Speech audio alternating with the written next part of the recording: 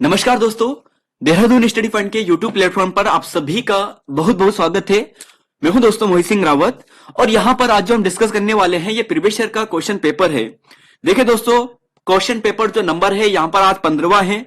14 paper आपको already discuss करा चुके हैं, जिसमें से 5 पेपर यूके पीसीएस के हैं और यहां पर लगभग 7-8 पेपर हमारे यूके एसएससी के हैं। वीडियो के तीनों पेपर, कनिष्ठ के दोनों पेपर, सचिवालय रक्षक का एक पेपर, जो तीनों पेपर लीक हुए हैं। इसके अलावा दोस्तों एक फॉरेस्ट गार्ड का करा दिया है, प्रवर्तन सिपाही का आपको करा दिया है।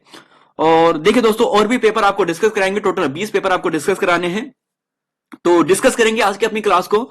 फॉरेस्ट गार्ड स्पेशल ये क्लास होने वाली है और आप सभी के मन में एक भाव बैठ चुका है कि यहाँ पर कि जो पेपर लीक हो रहा है, हमारा सिलेक्शन यहाँ पर होगा कि नहीं होगा।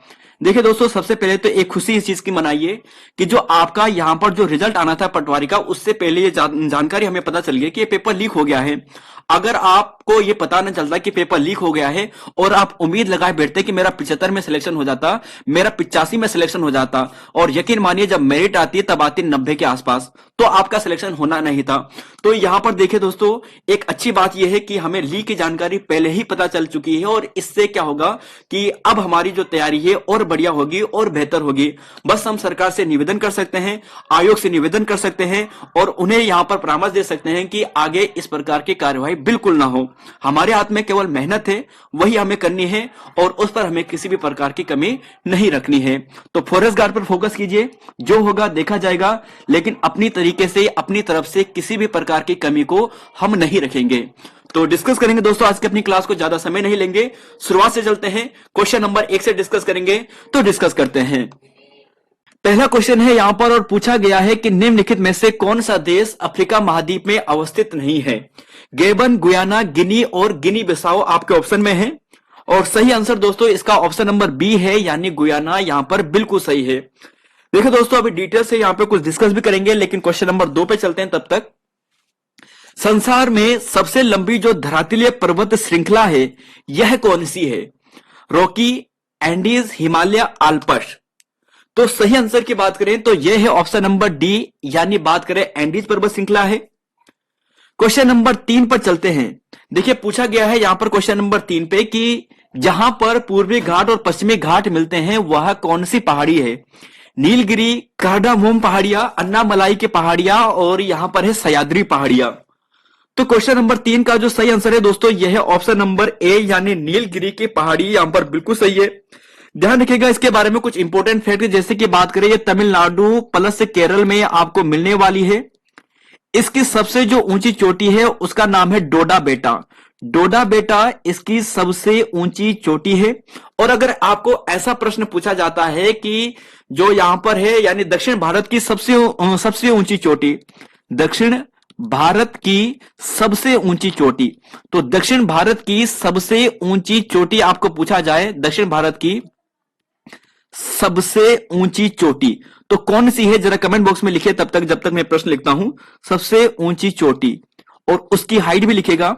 तो इसके बाद की बात करें दोस्तों तो यह आपको मिलने वाली है अन्नाईमुडी। अन्नाईमुडी, तो देखिए अन्नाईमुडी दक्षिण भारत की सबसे ऊंची चोटी है और इसकी हाइट की बात करें तो आपको जो मिलने वाली है वो मिलेगी 2695 मीटर। 2695 मीटर, इस फैक्ट को याद कीजिएगा। क्वेश्चन नंबर 4 है, पूछा गया है कि निम्नलिखित में से कौन सी जलधारा उत्तरी अटलांटिक महासागर में प्रवाहित नहीं होती है। तो कौन सी नहीं होती है यह आपको देखना है। क्वेश्चन नंबर 4 का राइट आंसर, तो सही आंसर है दोस्तों ऑप्शन नंबर यहां पर बी है, बेंगुला धारा।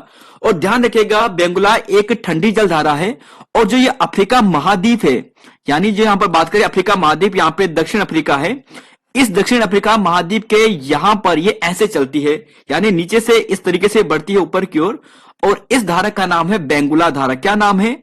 बेंगुला धारा। और ध्यान रखना ये ठंडी जलधारा है। क्या है? ठंडी जलधारा। तो ये है ठंडी जलधारा, इस फैक्ट को ध्यान रखिएगा। क्वेश्चन नंबर 5 है और पूछा गया है कि विश्व का दूसरा सबसे बड़ा महाद्वीप, सबसे बड़ा द्वीप कौन सा है। बोर्नियो, मेडागास्कर, न्यू गिनी या फिर सुमात्रा। तो क्वेश्चन नंबर दोस्तों 5 का सही आंसर है ऑप्शन नंबर सी, यानी न्यू गिनी यहां पर सही है। ध्यान रखिएगा, सबसे पहला जो है वो है ग्रीनलैंड। क्या है? ग्रीनलैंड। सबसे बड़ा जो यहां पर द्वीप है वो ग्रीनलैंड है। दूसरे का नाम है न्यू गिनी। और अगर आपको तीसरा पूछा जाता है तो तीसरा का नाम है बोर्नियो। क्या नाम है? बोर्नियो। बोर्नियो। ध्यान रखिएगा, तीसरा सबसे बड़ा है, यह एशिया में आपको मिलेगा, काफी अच्छा, काफी बड़ा है। विश्व का तीसरा सबसे बड़ा जो द्वीप है वो है बोर्नियो। फिर आता मेडागास्कर का। नेक्स्ट क्वेश्चन में चलेंगे, लेकिन उससे पहले थोड़ा सा आप जरा पहले और दूसरे क्वेश्चन की व्याख्या देखेंगे। देखिए दोस्तों, क्वेश्चन आपको यहां पर ऐसा पूछा गया था कि निम्नलिखित में से कौन सा देश अफ्रीका महाद्वीप में अवस्थित नहीं है? तो गुयाना नहीं है। ध्यान रखिएगा दोस्तों, यह है दक्षिण अमेरिका और यह है आपके सामने अफ्रीका। दक्षिण अफ्रीका के कुछ देश है, जैसे देशों की संख्या तो यहां पर लगभग 54-55 है, यह सभी याद होना आसान नहीं है, लेकिन दक्षिण अमेरिका के आप आसानी से याद कर सकते हो। सभी की बात करें, जैसे Argentina, Paraguay, Bolivia, Brazil, Guyana, Suriname, Venezuela, Colombia और इक्वाडोर और पेरू। देखिए दोस्तों, ये सभी देश हैं दक्षिण अमेरिका के। यहां से 2-3 प्रश्न बनते हैं। सबसे पहला इंपॉर्टेंट प्रश्न यहां पर यह बनता है कि कौन सा देश यहां पर लैंड लॉक्ड कंट्री है? तो ये दो जो देश है ना, बोलीविया और पराग्वे, ये है लैंड लॉक्ड देश। ध्यान रखना, ये क्या है? लैंड लॉक्ड देश है, बोलीविया, पराग्वे। अर्जेंटीना की बात करें तो मेसी यही का है, और हाल ही में जो फीफा का वर्ल्ड कप हुआ है अर्जेंटीना ने जीता है फ्रांस को हराकर। यह भी काफी इंपॉर्टेंट है। और इसके अलावा दोस्तों यहां पर एक देश और भी है और इसका नाम है फ्रेंच गुयाना। क्या नाम है? French Guiana. तो बस दोस्तों, दक्षिण अमेरिका के ये कुछ ही देश है, आप इन्हें याद कीजिएगा। और हो सके अगर आपको इन सभी की कैपिटल मालूम है तो एक एक करके कमेंट बॉक्स में जरूर लिखेगा। बाकी दोस्तों, यहां पर आपके लिए दूसरा ये मैप आप देख रहे होंगे दक्षिण अफ्रीका का। यहां पर ये कुछ देश हैं, जैसे अल्जीरिया हो गया है, नाइजर हो गया है, चैड हो गया है, गोबान। देखिए गोबान यहां पर देखिए, और यह जो रेखा आपको दिखाई दे रही है ना, ये काफी इंपॉर्टेंट है दोस्तों। यहां पर देखिए, यह जो रेखा है, इस रेखा का नाम है भूमध्य रेखा। क्या है? भूमध्य रेखा। और यह भूमध्य रेखा जो है, ये कहां से होकर गुजर रही है? यह जो रेखा गुजर रही है दोस्तों, यह देखिए गोबान से होकर, केन्या से होकर, सोमालिया के नीचे से होकर यह गुजर रही है। बस दोस्तों, इन चीजों को ध्यान रखेगा। और साथ में एक प्रश्न इसे भी ध्यान रखेगा। यहां पर देखिए जरा, ये है, ये देखिए, ये है, यहां पर ये देखिए, ये है भूमध्य सागर। क्या है? भूमध्य सागर। और भूमध्य सागर से जो लगने वाले देश है, इनके बारे में थोड़ा सा एक नजर देखिए। ट्यूनीशिया, लीबिया, इजिप्ट, तुर्की, ग्रीस, इटली, फ्रांस या स्पेन और मोरक्को, ये सभी देश है जो भूमध्य सागर से अपनी सीमा बनाते हैं। तो देखिए दोस्तों, यहां पर आप देख रहे होंगे, ये इटली, फ्रांस, स्पेन को, ट्यूनीशिया, लीबिया, इजिप्ट, और यहीं पर आप देखोगे दोस्तों ये तुर्की वगैरह, तो ये बना रहे हैं भूमध्य सागर से अपनी सीमा। और यहां पर ये जो सागर है, इस सागर का नाम है लाल सागर। सऊदी अरब, इजिप्ट, सूडान से अपनी सीमा बना रहे हैं। इसके अलावा यहां पर ये सोमालिया से भी अपनी सीमा साझा करता है, यमन से भी अपनी सीमा साझा करता है। और यहां पर क्या है? एक स्वेज नहर है। बस दोस्तों, ये तो हो गया फैक्ट, पहले क्वेश्चन की व्याख्या। दूसरे ही प्रश्न की आप देखिए, यहां पे बात करते हैं। दूसरा प्रश्न एंडीज पर्वत से पूछा गया था। अब एंडीज पर्वत की बात करें दोस्तों, तो इस चीज को ध्यान रखिएगा, यह काफी इंपॉर्टेंट है। सबसे पहले तो यहां पर एक चीज देखिए दोस्तों, एंडीज पर्वत की बात करें तो कहां से कहां तक है? यह आता है वेनेजुएला से, कोलंबिया से, इक्वाडोर से, फिर आएगा पेरू, और यहां पर ये दक्षिण होते हुए यहां पर देखिए दोस्तों, ये सारा जो आपको दिखाई दे रहा है ना, ये सारा क्या है? ये है एंडीज पर्वत। काफी इंपॉर्टेंट है, कहां कहां से, लगभग 6-7 देशों में फैला हुआ है जो दक्षिण अमेरिका के हैं। और इन पर्वतों में क्या है? एंडीज पर्वत। तो ये सारा हो गया एंडीज पर्वत, वेनेजुएला से लेकर नीचे अर्जेंटीना तक। और सबसे इंपॉर्टेंट फैक्ट यहां से ध्यान रखेगा, नंबर 1 फैक्ट यहां पर क्या है कि इस पर्वत की सबसे ऊंची चोटी है एक, उस चोटी का नाम क्या है? और तब तक मैं उसकी हाइट लिखता हूं, आप उस चोटी का नाम लिखिए। इस चोटी की हाइट का नाम है, नाम लिखिए जरा, 6962 मीटर, लगभग 6962 मीटर है। और इस पर्वत का नाम है माउंट एकांगुआ। माउंट एकांकागुआ। तो माउंट एकांगुआ दोस्तों, यहां पर आपको इस एंडीज पर्वत में दक्षिण अमेरिका में आपको मिलेगा। दूसरा इंपॉर्टेंट फैक्ट यहां पर है कि यहां पर आपको टिटिकामा झील मिलेगा। टिटिकामा झील अब देखिए ये टिटिकामा झील की बात करें, इंपोर्टेंट क्यों है? टिटिकामा झील विश्व की सबसे ऊंची जो नौकायन झील है, ये इसके लिए काफी प्रसिद्ध है। और ये कहां पर आपको है, देखिए दोस्तों आपके लिए जूम कर लेता हूं, यहां पर देखिए, यहां पर देखिए इसे, ये है टिटिकामा झील, ये बोलीविया और पेरू के बीच में आपको छोटी सी झील दिखाई दे रही है ना, ये वाली झील, तो ये है यहां पर देखिए ये वाली झील। तो ये वाली जो झील है, इस झील का नाम है टिटिकामा झील, पेरू और बोलीविया के बीच में ये आपको मिलने वाली है, काफी प्रसिद्ध है दोस्तों। और ये आल्पस पर्वत ये हो गया है फ्रांस से, स्विट्जरलैंड से, मुनिच ऑस्ट्रिया से, स्लोवानिया से, है ना, और मोनाको से, इटली से ये अपनी सीमा साझा करता है। और इस पर्वत से केवल एक इंपॉर्टेंट फैक्ट ध्यान रखिएगा इस आल्पर पर्वत से, कि यह क्या है, एक फोल्ड माउंटेन है। क्या है? एक फोल्ड माउंटेन है। और दूसरी इंपॉर्टेंट कि इस पर्वत की जो सबसे ऊंची चोटी है उसका नाम है माउंट ब्लैंक। क्या नाम है? Mount blank. तो बस दोस्तों क्वेश्चन नंबर पहले वाले से इतने ही फैक्ट थे। नेक्स्ट क्वेश्चन में चलेंगे, क्वेश्चन नंबर 6, 7, 8, 9, 10। देखिए पूछा गया है, छठा है, कौन सा युग्म सही सुमेलित नहीं है? तो फोहान आल्पस पर्वत, मिस्टल राइन घाटी, बोरा साइबेरिया और खमसिन की बात करते हैं मिस्र। तो क्वेश्चन नंबर अगर 6 की बात करते हैं तो ये हवाओं के नाम है और कौन सी हवा कहां कहां बहती है।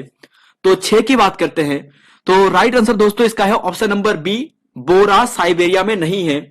अगर आपको बोरा पूछा जाता है तो ध्यान रखिएगा दोस्तों, बोरा जो है ना, ये हवाई जो हवा है ये युगोस्लोवाकिया में है। युगोस्लोवाकिया जो युगोस्लोवाकिया जो देश है ना, यहां से होकर ये गुजरती है। तो क्वेश्चन नंबर 6 का ये हो गया है। और इन सभी को याद करके चलेगा, जो फोहन पवन है ये आल्पर्स पर्वत से होकर, मिस्ट्रल की बात करते हैं तो राइन घाटी यानी राइन नदी कहां से बहती है? जर्मनी से होकर बहती है, तो जर्मनी भी मान चलिए।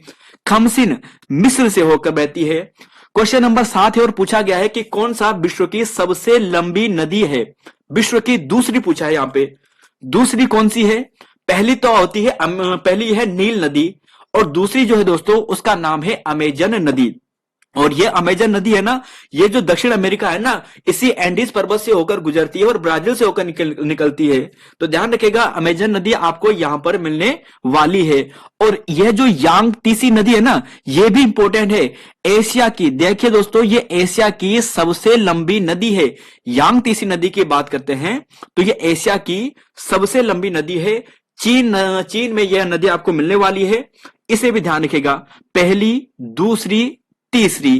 क्वेश्चन नंबर 8 है और इसकी व्याख्या दोस्तों अभी आपको डिस्कस करेंगे, लेकिन देख लीजिए यहां पर कि कायांतरित चट्टान का उदाहरण नहीं है।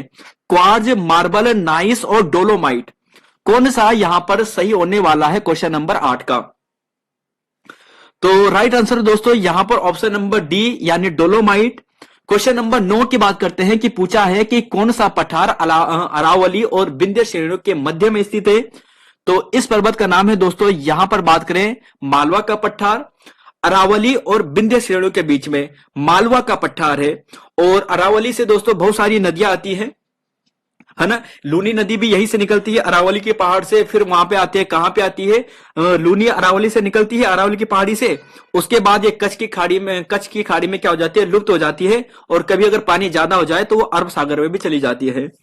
क्वेश्चन नंबर 10 की बात करते हैं, विश्व के किस देश में चीनी का कटोरा कहा जाता है? तो राइट आंसर है दोस्तों ऑप्शन नंबर बी यानी क्यूबा। अब जरा यहां पर देखिए दोस्तों कुछ इंपॉर्टेंट फैक्ट आपके लिए रखे हैं, इस चीज को मेरे साथ याद करते चलिएगा।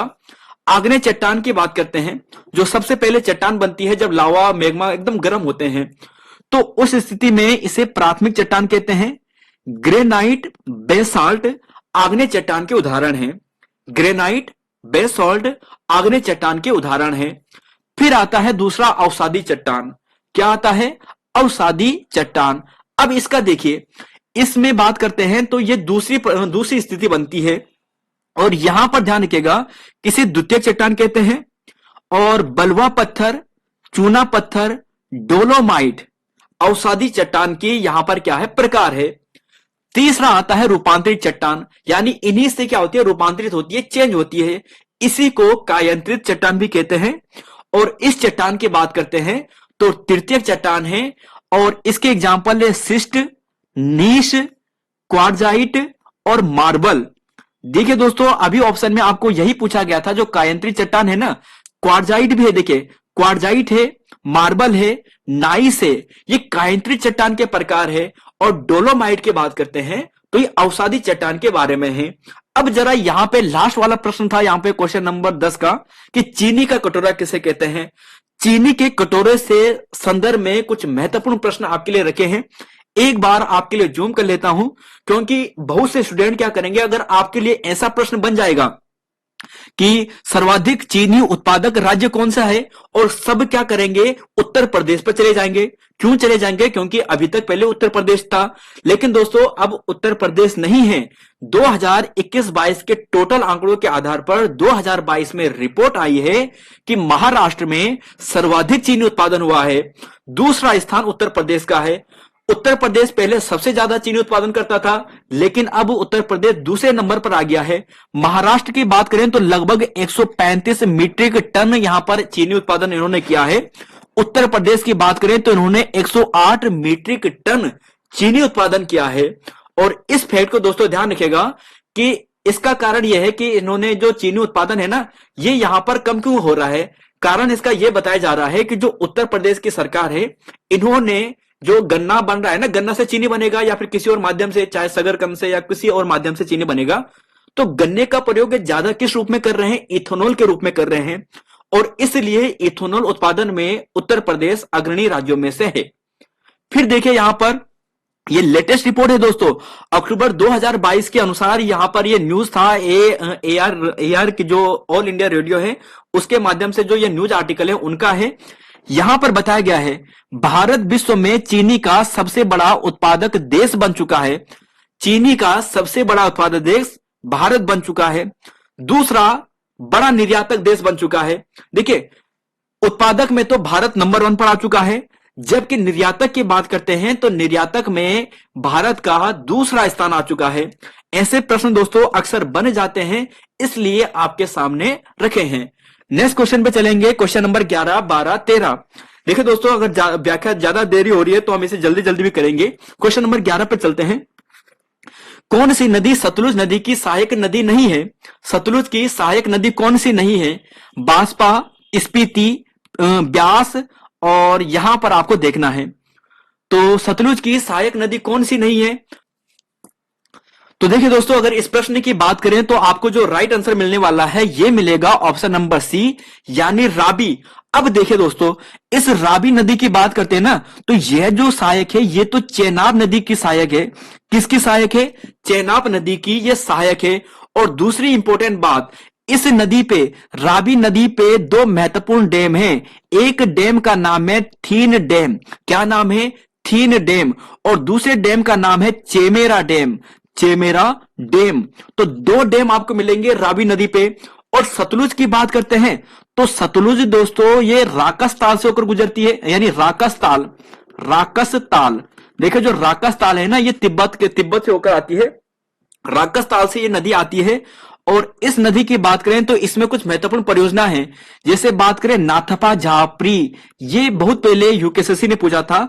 नाथपा झापरी ये परियोजना किस पर है, इसी पे है। गोविंद सागर डैम, गोविंद सागर डैम, गोविंद सागर डैम। देखिए दोस्तों, गोविंद सागर डैम की बात करते हैं तो इसी को हम भाखड़ा नागल के नाम से भी जान लेते हैं। भाखड़ा नागल डैम। तो भाखड़ा नागल, गोविंद सागर, नाथपा झाकरी, ये आपको सतलुज नदी पर मिलने वाली है। तो क्वेश्चन नंबर 12 ये हो गया है। क्वेश्चन नंबर 12 पे चलेंगे, सॉरी। किसने कहा था वनस्पतिक जलवायु का सही मापदंड है। क्वेश्चन नंबर 12 है। तो राइट आंसर है दोस्तों इसका ऑप्शन नंबर ए, यानी कोपेन यहां पर सही आंसर है। और कोपेन से दोस्तों कुछ इंपॉर्टेंट बातें आपके लिए मैं रखना चाहूंगा। सबसे पहले इंपॉर्टेंट फैक्ट ध्यान रखिएगा, ऐसा प्रश्न एग्जाम में बन चुका है कि कोपेन ने जलवायु को कितने भागों में बांटा था। तो वर्ष 1918 की बात है।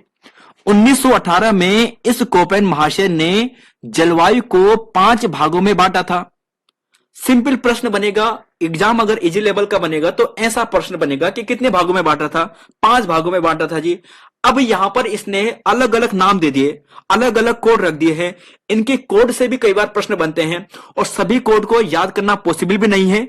मैं आपको दोस्तों यहां पर केवल 4 कोड याद कराना चाहूंगा और कोशिश कीजिएगा आप इसे याद कर दीजिएगा। कई बार ऑप्शन एलिमिनेशन से भी क्या कर सकते हैं, हम सही आंसर पर पहुंच सकते हैं अगर आपको कुछ पॉइंट याद होगा तो। सबसे पहला है point A F. A F, A F का मतलब क्या होता है देख ले, अभी लिख लेता हूं मैं। A F, A W, A M और सी एस। अब देखिए दोस्तों, ए एफ का मतलब होता है उष्ण कटिबंधीय आर्द्र जलवायु। उष्ण कटिबंधीय आर्द्र जलवायु, आर्द्र जलवायु, ठीक है। ए एफ का मतलब हो गया ये। ए एम का मतलब क्या होता है, ए एम का मतलब होता है सेम यही, उष्ण कटिबंधीय। इसका लगा दो यहां पर मानसून जलवायु, मानसूनी जलवायु, ठीक है। इस ए डब्ल्यू का भी हटा दो यहां पे, ठीक है। ए एफ हो गया, ए एम हो गया है। इसके बाद यहां पर लिख लेता हूं मैं यहां पर ए डब्ल्यू। ए डब्ल्यू का मतलब होता है सेम, उष्ण कटिबंधीय। अब यहां पर क्या करना है, आर्द्र प्लस शुष्क जलवायु। तीसरा पॉइंट ये हो गया है। और चौथा काफी इंपॉर्टेंट है और इसका नाम है सी एस। और सी एस की बात करें तो इसका नाम है भूमध्य सागरीय, भूमध्य सागरीय जलवायु। बस दोस्तों आपको मैं केवल ये पॉइंट ही लिखाना चाहूंगा और इन्हीं पॉइंट को थोड़ा सा एक नजर देखिए, याद मत कीजिए, केवल देखिए एक नजर से। अगर आपके दिमाग में थोड़ा फिट हो जाएगा तो शायद आपको कई बार जो अगर डीप लेवल के प्रश्न बने वहां से आपका कॉन्सेप्ट क्लियर हो जाएगा। A F, A M, A W, उष्ण कटिबंधीय आर्द्र जलवायु, उष्ण कटिबंधीय मानसूनी जलवायु और उष्ण कटिबंधीय आर्द्र प्लस शुष्क जलवायु। और सी एस का मतलब है भूमध्य सागरीय जलवायु। और प्रति सममंडल में सम्मिलित है यानी आयन मंडल इसका सही आंसर है। नेक्स्ट क्वेश्चन पे चलेंगे। क्वेश्चन नंबर यहां पर है 14, 15, 16, 17, 18। देखिए पूछा है कोडरमा किस लिए प्रसिद्ध है। क्वेश्चन नंबर 14 है कोडरमा किस लिए प्रसिद्ध है, बताइएगा कोडरमा किस लिए प्रसिद्ध है। तो राइट आंसर की बात करें, कोडरमा की बात करते हैं तो कोडरमा है दोस्तों ऑप्शन यहां पर बात करें बी में होगा, यानी अभ्रक के लिए प्रसिद्ध होगा। किस लिए प्रसिद्ध है, अभ्रक के लिए प्रसिद्ध है। अब जरा लौह अयस्क की बात करते हैं। देखिए लौह अयस्क की बात करते हैं। लौह अयस्क के लिए कुछ प्रसिद्ध स्थान है जो बार बार पूछे जाते हैं। एक पूछा जाता है बेलाडीला। बेलाडीला की खान प्रसिद्ध है, किस लिए प्रसिद्ध है जी बताइए। दूसरा नाम आता है दोस्तों, यहां पर ध्यान रखिएगा, दूसरा नाम आता है गुरु महिसानी। गुरु महिसानी, गुरु महिसानी। एक आ गया है बेलाडीला, गुरु महिसानी, बाबा बूदन, बाबा बूदन। अब देखिए दोस्तों यहां पर डेला हम पूछा जाएगा कि बेलाडीला की खान किस लिए प्रसिद्ध है, गुरु महिसानी की खान किस लिए प्रसिद्ध है, बाबा बूडान की खान किस लिए प्रसिद्ध है, कुद्रे मुख यह जो खान है किस लिए प्रसिद्ध है, तो लोहा अयस्क के लिए प्रसिद्ध है। बेलाडीला आपको मिलेगी छत्तीसगढ़ में, गुरु महिसानी आपको मिलेगी ये उड़ीसा में। और यहीं पर बात करें दोस्तों ध्यान रखिएगा, बाबा बूडान की बात करें तो ये आपको मिलेगी कर्नाटक में। अब देखिए अगले पे चलेंगे। क्वेश्चन नंबर 15 है भारत का पीटर्सबर्ग कहते हैं। तो भारत का जो पिट्सबर्ग है यह कहते हैं ऑप्शन नंबर डी जमशेदपुर को। माता टीला बांध, माता टीला बांध किस नदी पर है। देखो दोस्तों माता टीला बांध हम कई बार रिवाइज करा चुके हैं और कई बार एग्जाम में यह क्वेश्चन आ चुका है। पिछले जो हमने 14 पेपर आपको डिस्कस करवाए हैं वहां पर भी कम से कम 7-8 बार डिस्कस करा चुके हैं, क्योंकि माता टीला अक्सर पूछ लिया जाता है। और यह जो डैम है ना, ये है ऑप्शन नंबर यहां पर जो डी है, बेतवा नदी पर है। नर्मदा की बात करते हैं तो यहां पर जो डैम है इसका नर्मदा नदी पर यह है ओंकारेश्वर डैम। क्या नाम है, ओंकारेश्वर डैम। क्वेश्चन नंबर 17 है एचवीजे प्राकृतिक गैस पाइपलाइन निम्नलिखित में से कौन सा गैस पंपिंग स्टेशन नहीं रखती है। तो देखिए दोस्तों यहां पर इस प्रश्न को आयोग ने डिलीट किया है, इस प्रश्न को हम यहां पे डिस्कस नहीं करेंगे। लेकिन अगर एक चीज आपको यहां पर थोड़ा सा फैक्ट ध्यान रख लेना है, हजीरा, विकासपुर और जगदीशपुर। देखिए ये एचवीजे ये नाम ही है, हजीरा, विकासपुर और जगदीशपुर। 1986-87 के आसपास 1986 1986 और 87 में इस पाइपलाइन का निर्माण हुआ था। और भारत की ये पहली जो है क्रॉस स्टेट ये पंपिंग लाइन है, गैस पंपिंग लाइन है, गेल के माध्यम से करवाई जाती है। तो केवल इतना ध्यान रखिएगा कि ये क्रॉस भारत की पहली जो क्रॉस जो यहां पर स्टेट जो गैस पाइपलाइन है वो ये है HVJ, हजीरा, विकासपुर और ये जगदीशपुर, कुछ ऐसा नाम है इसका। और क्वेश्चन नंबर 18 पे चलते हैं। पूछा गया है कि कौन सा राज्य 2011 में सबसे अधिक लिंगानुपात रखता है। तो सबसे अधिक जो लिंगानुपात रखता है ऑप्शन के अनुसार आपको बताना है, और राइट आंसर दोस्तों ऑप्शन नंबर यहां पर है सी। ध्यान रखिएगा दोस्तों, पहले की बात करते हैं तो सबसे पहले तो आता है केरल। क्या आता है? केरल। केरल के बाद आता है तमिलनाडु, और तमिलनाडु के बाद जो आता है वो आता है आंध्र प्रदेश। तो उत्तर भारत का जो लिंगानुपात है वो कुछ इस क्रम में है, केरल, आंध्र प्रदेश, केरल, तमिलनाडु, आंध्र प्रदेश। कट्टा, कट्टा ध्यान रखिएगा, कट्टा, कट्टा, ठीक है, कट्टा। तो कटा क्या है? कटा का मतलब हो गया है लिंगानुपात। अब यहां पर देखिए सबसे कम आपको पूछा जाए, सबसे कम आता है हरियाणा में, सबसे कम आता है, यहां पे लिख लेता हूं मैं, सबसे कम, 2 सेकेंड, पेपर लीक नहीं हुआ है दोस्तों। हाँ देखो, देखिए सबसे कम की बात करते हैं तो सबसे कम आता है यहां पे हरियाणा में, हरियाणा के बाद आता है JNK में, और JNK की बात करें, सॉरी यहां पे उल्टा साइन लग गया है, कोई बात नहीं समझ जाएगा। और JK की बात करें तो उसके बाद जो स्थान आता है वो आता है सिक्किम का। किसका आता है? सिक्किम का। तो बस इसे ध्यान रखिएगा कि सबसे कम टॉप के 3, सबसे ज्यादा टॉप के 3। नेक्स्ट क्वेश्चन में चलेंगे, क्वेश्चन नंबर 19, 20, 21, 22। और देखिए पूछा गया है, अब देखिए दोस्तों यहां पर वही चीजें आ गए हैं।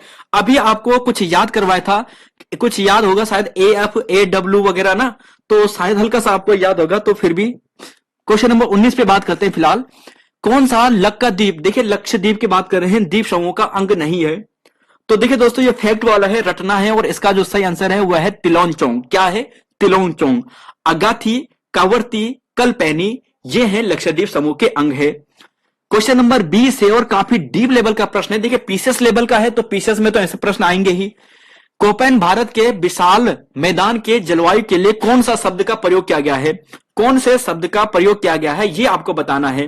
क्वेश्चन नंबर यहां पर है दोस्तों, क्वेश्चन नंबर की बात करें तो ये है क्वेश्चन नंबर यहां पर है 20, 21, 22 और 23। आंसर बताएगा इसका क्या होने वाला है क्वेश्चन नंबर। अच्छा क्वेश्चन है। कोपेन ने भारत में विशाल मैदानों की जलवायु में निम्नलिखित में से कौन से शब्दों का प्रयोग किया था? तो देखिए दोस्तों तुक्का ही मारोगे इस प्रश्न पे, और इसका सही आंसर है CWG। क्या है? CWG। क्यों है CWG?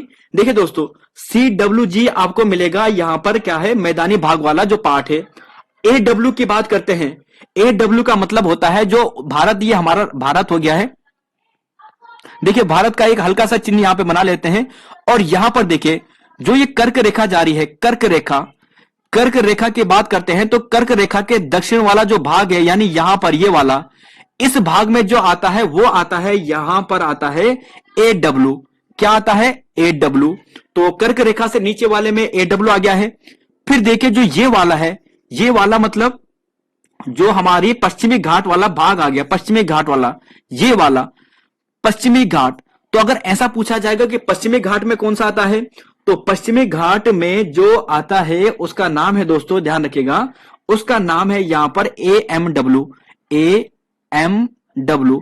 अब ज्यादा मत ध्यान रखिएगा, ये काफी डीप लेवल का प्रश्न है, शायद ही एग्जाम में बने, लेकिन फिर भी 2 पॉइंट ध्यान रखने का, ऑप्शन से एलिमिनेट आप कर पाओ। क्वेश्चन नंबर 21 पे चलेंगे कि उत्तराखंड के कितने जनपद अंतरराष्ट्रीय सीमाओं से जुड़े हैं? तो अंतरराष्ट्रीय सीमा से जुड़ने वाले कितने हैं? तो अंतरराष्ट्रीय सीमाओं से जुड़ने वाले बात, अंतरराष्ट्रीय सीमाओं से, अंतरराष्ट्रीय सीमाओं से, अंतरराष्ट्रीय, तो देखिए एक तो हो गया यहां पर, पहले बात करें तो पहला तो हो गया उत्तरकाशी, फिर हो गया चमोली, फिर हो गया पिथौरागढ़, और पिथौरागढ़ के बाद बात करें तो ये आता है उधम सिंह नगर। इसके अलावा तो कोई और नहीं है, तो ये 4 ही होने चाहिए थे। अच्छा सॉरी, यहां पर हो गया चंपावत। ठीक है दोस्तों, तो यहां पर कितने हैं? 5 यहां पर सही है, ऑप्शन नंबर यहां पर आ गया है सी। क्वेश्चन नंबर 22 पे चलते हैं। भारत की 2011 की जनगणना के अनुसार उत्तराखंड राज्य के किन जनपदों में 2001 से लेकर 2011 के दौरान नकारात्मक जनसंख्या वृद्धि दर हुई है? तो दो ही राज्य हैं, पौड़ी गढ़वाल और अल्मोड़ा, है ना। आप कमेंट बॉक्स में लिखेगा कि कितनी कितनी है। क्वेश्चन नंबर 23, 24, 25 पूछा गया है। यहां पर थोड़ा जल्दी जल्दी कराते हैं दोस्तों, समय काफी लग जाएगा मेरे ख्याल से अगर ऐसे चलते रहे तो। गोविंद राष्ट्रीय पार्क सम्मिलित है, गोविंद राष्ट्रीय पार्क। तो देखिए दोस्तों, यह आपको मिलेगा ऑप्शन नंबर यहां पर डी है, टोंस नदी के उद्गम क्षेत्र में मिलेगा। सिडकुल की बात करते हैं तो सिडकुल से सबसे पहले ध्यान रखेगा कि 2002 में सिडकुल का गठन किया जाता है। 7 मुख्यतः यहां पर क्षेत्र आते हैं, शायद अब बढ़ चुके होंगे लेकिन परीक्षावाणी के अनुसार 7 है। इसके अंतर्गत जो नहीं आता है वह है रुड़की। कौन सा नहीं है? रुड़की। सितारगंज में एल्डिको है, एल्डिको यहां पर इंडस्ट्रियल एरिया है। हरिद्वार तो काफी प्रसिद्ध है, सेलाकुई भी काफी प्रसिद्ध है, देहरादून का आईटी पार्क काफी प्रसिद्ध है ना। तो यह भी काफी ध्यान रखिएगा। क्वेश्चन नंबर 25, खेर किस प्रकार के वन में पाया जाता है? परीक्षावाणी का दोस्तों आपको करवाया था क्वेश्चन ये, और खेर जो पाया जाता है ऑप्शन नंबर सी, उपोष्ण कटिबंधीय वनों के प्रकार में पाया जाता है। अब देखिए दोस्तों, परीक्षावाणी में क्वेश्चन नंबर 269 पे आपको डिस्कस करवाया था, इसे एक बार फिर से मेरे साथ रिवाइज कीजिए। उपोष्ण कटिबंधीय वन के अंतर्गत कौन से मुख्य वृक्ष नहीं आते हैं? तो 3 मुख्य वृक्ष है, सेमल, हल्दी, खेर। ये आते हैं किसके अंतर्गत?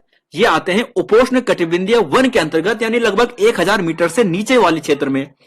फिर आता है उष्ण कटिबंधीय शुष्क वन, इसमें है ढाक, गूलर, सेमल, जामुन। देवदार नहीं है, स्प्रूस नहीं है। उष्ण कटिबंधीय आर्द्र पतझड़ की बात करते हैं तो सागौन, शहतूत, पलास और शाल ये आते हैं उष्ण कटिबंधीय आर्द्र पतझड़ वन के अंतर्गत आते हैं। ध्यान क्या रखना है? ध्यान ये रखिए, जो स्प्रूस है, देवदार है, साइप्रस है, ये आते हैं शीतोष्ण वन के अंतर्गत। किसके आते हैं? शीत शीतोष्ण वन के अंतर्गत। शीत शीतोष्ण, तो शीत शीतोष्ण वन के अंतर्गत जो आने वाले हैं ये स्प्रूस आएंगे, देवदार आएंगे, साइप्रस आएंगे। बाकी जरा यहां पर देखिए, गोविंद राष्ट्रीय पार्क 1980 में स्थापना होती है, 472 किलोमीटर स्क्वायर इसका क्षेत्रफल है। उत्तरकाशी में यह आपको मिलने वाला है। और गोविंद यहां पर वन्यजीव आपको पूछा जाता तो 1955 में इसकी स्थापना होती है, यह भी ध्यान रखेगा। चलेंगे नेक्स्ट क्वेश्चन पे। क्वेश्चन नंबर यहां पर है 26, 27, 28, 29। किसी पंचायत को भंग किया जाता है तो उसके चुनाव कितने माह के भीतर किए जाने चाहिए? ये काफी रिपीटेड प्रश्न है। सही आंसर है ऑप्शन नंबर यहां पे सी, 6 माह के भीतर। कितने माह के भीतर? 6 माह के भीतर। और चुनाव में भाग लेने वाले व्यक्तियों की बात करें, जो चुनाव में भाग लेगा वो 21 होगा। कितना होगा? 21 होगा। 18 मत कर देना, कई बार एग्जाम में आ चुका है कि चुनाव में, ग्राम पंचायतों के चुनाव में खड़े होने वाले उम्मीदवार की न्यूनतम एज होनी चाहिए। 18 भी होगा ऑप्शन में, 21 भी होगा, तो 21 यहां पे सही होगा। क्वेश्चन नंबर 27 से और पूछा गया है कि भारतीय संविधान की निम्न में से किस अनुसूची में दल बदल विरोधी अधिनियम का प्रावधान है? दल विरोधी अधिनियम का प्रावधान, तो दल विरोधी जो है वह है ऑप्शन नंबर डी, यानी 10वीं अनुसूची में। और इन अनुसूची को दोस्तों आज मेरे कहने पर एक बार रिवाइज कीजिएगा। इन सभी जो यहां पर 12 की 12 अनुसूची हैं, 10वीं अनुसूची की बात करते हैं तो ये क्या होता है? देखिए, अगर 10वीं अनुसूची की बात करते हैं तो इस चीज को ध्यान रखिएगा दोस्तों, ये होता है 52वां संविधान संशोधन। 52वां संविधान संशोधन 1985 के तहत यहां पर ये जोड़ा जाता है। क्वेश्चन नंबर 28, लोक लेखा समिति में लोकसभा के कितने सदस्य निर्वाचित किए जाते हैं? लोक लेखा समिति की बात की गई है, तो लोक लेखा समिति में लोकसभा से जो निर्वाचित किए जाते हैं ये होता है ऑप्शन नंबर सी, यानी 15 यहां पर सही होगा। अब देखिए, टोटल होते हैं यहां पर 22। टोटल कितने होते हैं? 22, जिसमें से लोकसभा के होते हैं यहां पर 15, राज्यसभा के यहां पर होते हैं 7, तो टोटल हो गया यहां पर 22। इस फैक्ट को भी थोड़ा याद कीजिएगा कि 1967 से इसकी स्थापना होती है, 1967 से इसकी शुरुआत होती है। लोक लेखा समिति की बात कर रहे हैं। और एक नाम ध्यान रखिएगा, इनका नाम है दोस्तों मीनू मोसानी। क्या नाम है? मीनू मोसानी। मीनू मोसा, ध्यान रखिए, ऐसा याद कीजिए कि मीनू मोसा, ठीक है, मोसानी नहीं कर रहा है, मीनू मोसा। मीनू मोसा क्या थे? प्रथम यहां पर क्या थे? ये जो यहां पर लोक लेखा समिति है उसके अध्यक्ष थे। अध्यक्ष का मतलब ये होता है कि जो इसके जो विपक्ष का जो प्रमुख नेता होता है बड़ी पार्टी का, वो होता है। वर्तमान में कौन हो गए? कांग्रेस है। कांग्रेस का प्रमुख कौन है? अधीर रंजन है। तो अधीर रंजन सर कौन है? वर्तमान में क्या है? लोकसभा के जो लोक लेखा समिति है उसके अध्यक्ष हैं। बाकी अगर बात करें तो 30 होते हैं प्राक्कलन समिति में, प्राक्कलन समिति भी एक समिति होती है, इसमें 30 होते हैं, 1950 में इसका गठन किया जाता है। और लोक लेखा समिति प्राक्कलन समिति को जुड़वा बहने कहते हैं। क्वेश्चन नंबर 29, कांग्रेस द्वारा भारत की पूर्ण स्वतंत्रता के लक्ष्य की घोषणा किस अधिवेशन में की गई थी? तो राइट आंसर है ऑप्शन नंबर यहां पर 1929 लाहौर अधिवेशन में। तो क्वेश्चन नंबर 26, 27, 28 ये हो गया है, 29 भी हो चुका है। और अब आगे बढ़ेंगे, देखिए यहां पर चलेंगे। क्वेश्चन नंबर यहां पर है 30, 31, 32, 33। भारत के संविधान द्वारा राष्ट्रगान जन मन गण को अपनाया गया था। कब अपनाया गया था ये आपको बताना है क्वेश्चन नंबर 30 का। तो आंसर दीजिए जरा 30 का क्या होने वाला है। तो देखिए 30 के आंसर की बात करें तो ये होगा ऑप्शन नंबर बी, यानी 24 जनवरी 1950 को। और 24 जनवरी 1950 को राष्ट्रगीत को भी अपनाया गया था। किसको? राष्ट्रगीत को, यानी जो हमारा वंदे मातरम है ना, इसे भी 24 जनवरी 1950 को ही अपनाया गया था। राष्ट्रगान राष्ट्रगीत 24 जनवरी 1950। और साथ में यह भी ध्यान रखिएगा कि अगर आपको पूछा जाएगा कि राष्ट्रीय चिन्ह क्या है, राष्ट्रीय चिन्ह, राष्ट्रीय चिन्ह को कब अपनाया जाता है, आप ये बताइएगा जरा। राष्ट्रीय चिन्ह को कब अपनाया जाता है जरा ये बताएगा। और साथ ही जो राष्ट्रीय ध्वज है, राष्ट्रीय ध्वज, इसे कब अपनाया जाता है ये भी बताएगा। तब तक बढ़ेंगे 31, 32, 33 पे। चलो देखिए बता देते हैं। राष्ट्रीय चिन्ह की बात करते हैं तो राष्ट्रीय चिन्ह होता है 26, यहां पर लिख लेता मैं, 26 जनवरी 1950 को। ठीक है, 26 जनवरी 1950 को राष्ट्रीय चिन्ह को अपनाया जाता है। अगर यहां पे बात करें तो राष्ट्रीय ध्वज की, तो यह होता है 22 जुलाई को, 22 जुलाई को 1900, यहां पर ध्यान रखें 1947। तो राष्ट्रीय ध्वज 22 जुलाई 1947। क्वेश्चन 31 पे चलेंगे। पूछा है कि कौन सा मानवाधिकार आयोग के प्रथम अध्यक्ष थे? तो यह थे दोस्तों ऑप्शन नंबर यहां पर बात करें डी है, रंगनाथ मिश्रा जी थे। मानवाधिकार आयोग की बात करते हैं तो 12 अक्टूबर को होती है इसकी स्थापना। वर्तमान कौन है जरा बताएगा। 12 अक्टूबर 1993 को इसकी स्थापना होती है। वर्तमान की बात करते हैं, वर्तमान की, तो इनका जो वर्तमान जो नाम है वो है अरुण कुमार मिश्रा। देखिए उस समय भी मिश्रा थे, अभी भी मिश्रा हैं। तो अरुण कुमार मिश्रा, यहां पे लिख लेता मैं, अरुण कुमार मिश्रा। नेक्स्ट क्वेश्चन में चलेंगे, यहां पर है 32, 33। नवसृजित केंद्र शासित प्रदेश जम्मू कश्मीर के प्रथम उपराज्यपाल कौन थे? तो प्रथम उपराज्यपाल की बात करें तो ये थे ऑप्शन बी, यानी गिरीश चंद्र मुर्मू। राधा कृष्ण माथुर की बात करें तो ये थे लद्दाख के, वर्तमान में भी यही है। और गिरीश चंद्र मुर्मू की बात करें तो वर्तमान में ये क्या है, ये कैग है। ठीक है, ये वर्तमान में क्या है, कैग है। क्वेश्चन नंबर 33, केग का मतलब समझ गए होंगे। 33 की बात करेंगे कि चीफ डिफेंस स्टाफ यानी तीनों सेनाओं की सेवाओं के विषय में सलाहकार कौन है? तो देखिए दोस्तों, अगर सीडीएस की बात करते हैं तो सीडीएस जो सलाहकार होता है ना, ध्यान रखिएगा राष्ट्रपति पर मत कर देना, राष्ट्रपति का सलाहकार नहीं होता है। यह सलाहकार होता है ऑप्शन नंबर जो यहां पे आप देख रहे हैं ना, सी, रक्षा मंत्री का। जो सीडीएस पद बनाया गया है, यह रक्षा मंत्री के सलाहकार के रूप में बनाया गया है। ठीक है, राष्ट्रपति का मत कर देना कि आप बोलोगे कि यहां पर जो है थल सेना, वायुसेना और नौसेना का जो प्रमुख होता है वो राष्ट्रपति होता है। तो राष्ट्रपति होता है, लेकिन यहां पर जो सीडीएस का पद जो बनाया गया है वो रक्षा मंत्री के सलाहकार के रूप में बनाया गया है। ठीक है, नेक्स्ट क्वेश्चन पे चलेंगे। यहां पर है 34, 35, 36। अंतरराष्ट्रीय श्रम संगठन की स्थापना कब होती है? इसकी स्थापना होती है ऑप्शन नंबर यहां पर बात करें 34 की, तो अंतरराष्ट्रीय श्रम संगठन की स्थापना होती है 1919 में। केवल याद क्या करना है दोस्तों, अंतरराष्ट्रीय श्रम संगठन से आपको याद करना है 50 साल बाद। कि देखिए 50 साल बाद की बात करें, देखिए 50 प्लस साल की बात करें तो 19 में 50 साल करेंगे तो 1969 आएगा, 1969। और 1969 में क्या होता है, इन्हें नोबेल अवार्ड से दिया जाता है। क्या दिया जाता है? नोबेल अवार्ड दिया जाता है। तो अंतरराष्ट्रीय श्रम संगठन को 1969 में यानी 50 साल कंप्लीट होने के बाद क्या दिया जाता है? नोबेल अवार्ड दिया जाता है। अब इसके वर्तमान अध्यक्ष की बात करते हैं तो देखिए सबसे पहले तो हेडक्वार्टर आपको जेनेवा में मिलेगा, हेडक्वार्टर जेनेवा में है। स्थापना की बात करते हैं, देखिए 1919 आपने देख लिया है। और गिलबर्ट वर्तमान में इसके अध्यक्ष है, गिलबर्ट, ध्यान रखिएगा गिलबर्ट। पूरा नाम तो दोस्तों गिलबर्ट एफ होंगपो कुछ नाम है, आप ध्यान रखिएगा आगे से जी गिलबर्ट, यानी गिलबर्ट होंगबो, गिलबर्ट होंगबो इसके वर्तमान में क्या है? प्रमुख है। ठीक है, अगले क्वेश्चन पे चलेंगे। 35 पे पूछा गया है कि संपत्ति का अधिकार। तो संपत्ति का अधिकार दोस्तों यहां पर है ऑप्शन नंबर ए, कानूनी अधिकार। पहले मौलिक अधिकार था, लेकिन इसे हटा दिया जाता है और अनुच्छेद 300 ए में रखा जाता है और इसे अब कानूनी अधिकार बना दिया जाता है। 36 पूछा गया है कि क्षेत्रीय परिषद की अध्यक्षता तो कौन करता है अध्यक्षता? ये करेंगे जो यहां पर गृह मंत्री है वो करेंगे।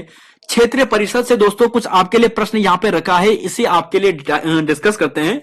देखिए 1956 के अधिनियम के तहत जो राज्य पुनर्गठन अधिनियम आया था, इसके तहत यहां पर बताया गया है कि केंद्रीय गृह मंत्री इन सभी परिषदों की अध्यक्षता करते हैं। फिर होता है बाद में 1971 में पूर्वोत्तर परिषद का गठन। पूर्वोत्तर परिषद में आप यहां पे देख रहे होंगे ना, ये वाले जो यहां पर जितने भी राज्य हैं पूर्वोत्तर परिषद के अंतर्गत है। पूर्वी परिषद के अंतर्गत ये वाले राज्य, दक्षिण के अंतर्गत ये, पश्चिम के अंतर्गत ये, मध्य के अंतर्गत ये और उत्तर के अंतर्गत ये। केवल फिगर ध्यान रखिए, अगर आपके दिमाग में फिट है, आपको ऐसा पूछा जाएगा कि मध्य परिषद के अंतर्गत कौन कौन से राज्य आते हैं, तो आप आसानी से कर दोगे ना, जब आपके दिमाग में ये फिगर काउंट रहेगा, फिगर आपके दिमाग में सेट रहेगा। तो ऐसे याद करना है। अध्यक्ष कौन होता है? गृह मंत्री होता है। 1971 में पूर्वोत्तर परिषद का गठन होता है। और 2 क्वेश्चन दोस्तों आपको आंसर पहले ही दिख गए हैं, लेकिन कोई बात नहीं, आपको अगर इसका आंसर आता था तो यस कीजिएगा, अगर नहीं आता है तो नो कीजिएगा कि 37-38 का आंसर। तो देखिए यहां पर दक्षेस का शिखर सम्मेलन के सर्वप्रथम किस वर्ष आयोजित किया गया? 1950 में स्थापना होती है, 86 में इसका 86 में प्रथम सम्मेलन होता है। देखिए यहां पर 37वां पूछा गया है, यहां पर है कि झारखंड 7, उत्तराखंड 5, छत्तीसगढ़ 3, पंजाब 6 राज्यसभा की सीटें हैं और कौन सा सही सुमेलित नहीं है। तो याद कीजिएगा, देखिए उत्तराखंड में तो 5 है, इसमें कोई भी डाउट नहीं है। बिल्कुल उत्तराखंड, सॉरी ये गलत हो गया। उत्तराखंड में 5 नहीं, उत्तराखंड में क्या है 3 सीटें हैं। 5 तो लोकसभा की है, इसे मैं रब कर लेता हूं। उत्तराखंड में है 3 राज्यसभा की सीटें। ठीक है, अगर यहीं पर जब हमें मिल गया है बी का 3 यानी ये वाला, तो ए का 4 यानी झारखंड की बात करें तो झारखंड में है 6। झारखंड में हमारे उत्तराखंड से ज्यादा है। देखिए ऐसे याद कीजिएगा, झारखंड में उत्तराखंड के डबल हैं, 6 यहां पर आपको मिलेंगे।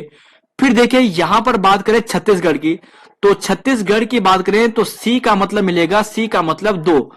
छत्तीसगढ़ में है 5, छत्तीसगढ़ में कितनी है 5 है। और पंजाब की बात करें तो पंजाब में क्या है 7 है। बस दोस्तों इन्हें याद कीजिएगा, ये बार बार एग्जाम में आते हैं। 39, 40, 41, 42 कौन सा संवैधानिक संशोधन भारत की पिछड़ी जातियों के लिए राष्ट्रीय आयोग के गठन की बात करता है? तो 102वां संवैधानिक संशोधन है। अगली पे डिस्कस करेंगे 40 से कि राज्य विधान परिषद के सदस्य का कार्यकाल होता है, कब तक कार्यकाल होता है? तो यह होता है दोस्तों, सभी सही देंगे, ऑप्शन बी होगा, यानी 6 साल का होगा। इसके बारे में भी थोड़ा देखेंगे डिटेल से, हम पहले कई बार डिस्कस भी कर चुके हैं, लेकिन फिर भी डिस्कस करेंगे कि आप याद कर पाए, जो हमसे शुरू से जुड़े हैं वो याद कर पाए। 41 की बात करेंगे, पहले प्रयोग नहीं, नो फर्स्ट यूज। जो यहां पर नाभिकीय नीति है, परमाणु जो यहां पर बम है, परमाणु ऊर्जा है, परमाणु की बात करेंगे, इसका पहला प्रयोग हम नहीं करेंगे। ये किस प्रधानमंत्री ने किया था? तो अटल बिहारी वाजपेयी जी इसका सही आंसर है। और नागरिक सेवा दिवस, सिविल सर्विस डे, ये 21 अप्रैल को मनाया जाता है। अब देखिए दोस्तों, यहां पर राज्य विधान परिषद की बात करते हैं। सबसे पहले देखिए कि इसे उच्च सदन के रूप में जानते हैं विधानमंडल का। आर्टिकल 169 के तहत यह बताया गया है कि किसी राज्य में विधान परिषद को स्थापित या समाप्त करने का जो अधिकार है, यहां पर क्या है, देखिए संसद को किसी भी विधान परिषद को स्थापित व समाप्त करने का अधिकार है, यह ध्यान रखिएगा। अनुच्छेद 171 में यह बताया गया है कि विधान परिषद में राज्य विधानसभा की कुल सदस्य की संख्या का 1/3 अधिकतम और न्यूनतम की बात करें तो 40 सदस्य से कम नहीं होना चाहिए। यह पटवारी के एग्जाम में पूछा गया है कि न्यूनतम सदस्य संख्या कितनी होनी चाहिए, 40 होनी चाहिए। और 6 विधान परिषद वाले जो जनपद है, आंध्र, तेलंगाना, उत्तर प्रदेश, बिहार, महाराष्ट्र और कर्नाटक। चलेंगे नेक्स्ट क्वेश्चन पे, यहां पे 43, 44, 45, 46 केंद्रीय सूचना आयोग इसकी स्थापना होती है, तो ये होती है ऑप्शन ए यानी 2005 में। अब देखिए ये अगर बात करें तो ये होता है 12 अक्टूबर 2005। ठीक है, अगर आपको ऐसा पूछा जाए कि वर्तमान में केंद्रीय सूचना आयुक्त कौन है, तो इनका नाम है यशवर्धन कुमार सिन्हा। लिख लेता हूं मैं, यशवर्धन कुमार सिन्हा। तो यशवर्धन कुमार सिन्हा वर्तमान में क्या है? वर्तमान में क्या है? नए जो यहां पर है केंद्रीय सूचना आयोग, चीफ इंफॉर्मेशन कमिश्नर कौन है? यही है। वायु संरक्षण प्रदूषण नियंत्रण अधिनियम कब आता है? तो यह आता है ऑप्शन नंबर यहां पे सी। लोकसभा की महिला सांसदों की संख्या न्यूनतम थी 1977 में। कार्यवाही में भाग लेने का अधिकार होता है। तो देखिए दोस्तों, अगर कार्यवाही में भाग लेने के अधिकार की बात करें तो यह होता है ऑप्शन नंबर जो यहां पर ए है, महान्यायवादी को। अनुच्छेद 76 में मिलेगा, आर्टिकल 76 में आपको यह मिलने वाला है। और ध्यान रखिएगा, अगर आपको ऐसा पूछा जाता है कि महान्यायवादी कौन बनता है, तो इसके नियम है। एक तो यह होगा कि उसे 5 साल का क्या हो, कि 5 साल का वो क्या हो, उसे न्यायाधीश का क्या हो, तजुर्बा हो 5 साल का। नहीं तो उसे कम से कम 10 साल का अधिवक्ता यानी वकील का दर्जा, वकील का एक्सपीरियंस होना चाहिए, इसकी योग्यता है। और इसके अलावा बात करें, एक अनुच्छेद आता है 165, इसमें महाधिवक्ता है। महाधिवक्ता कहां पे होते हैं? ये राज्य में होते हैं।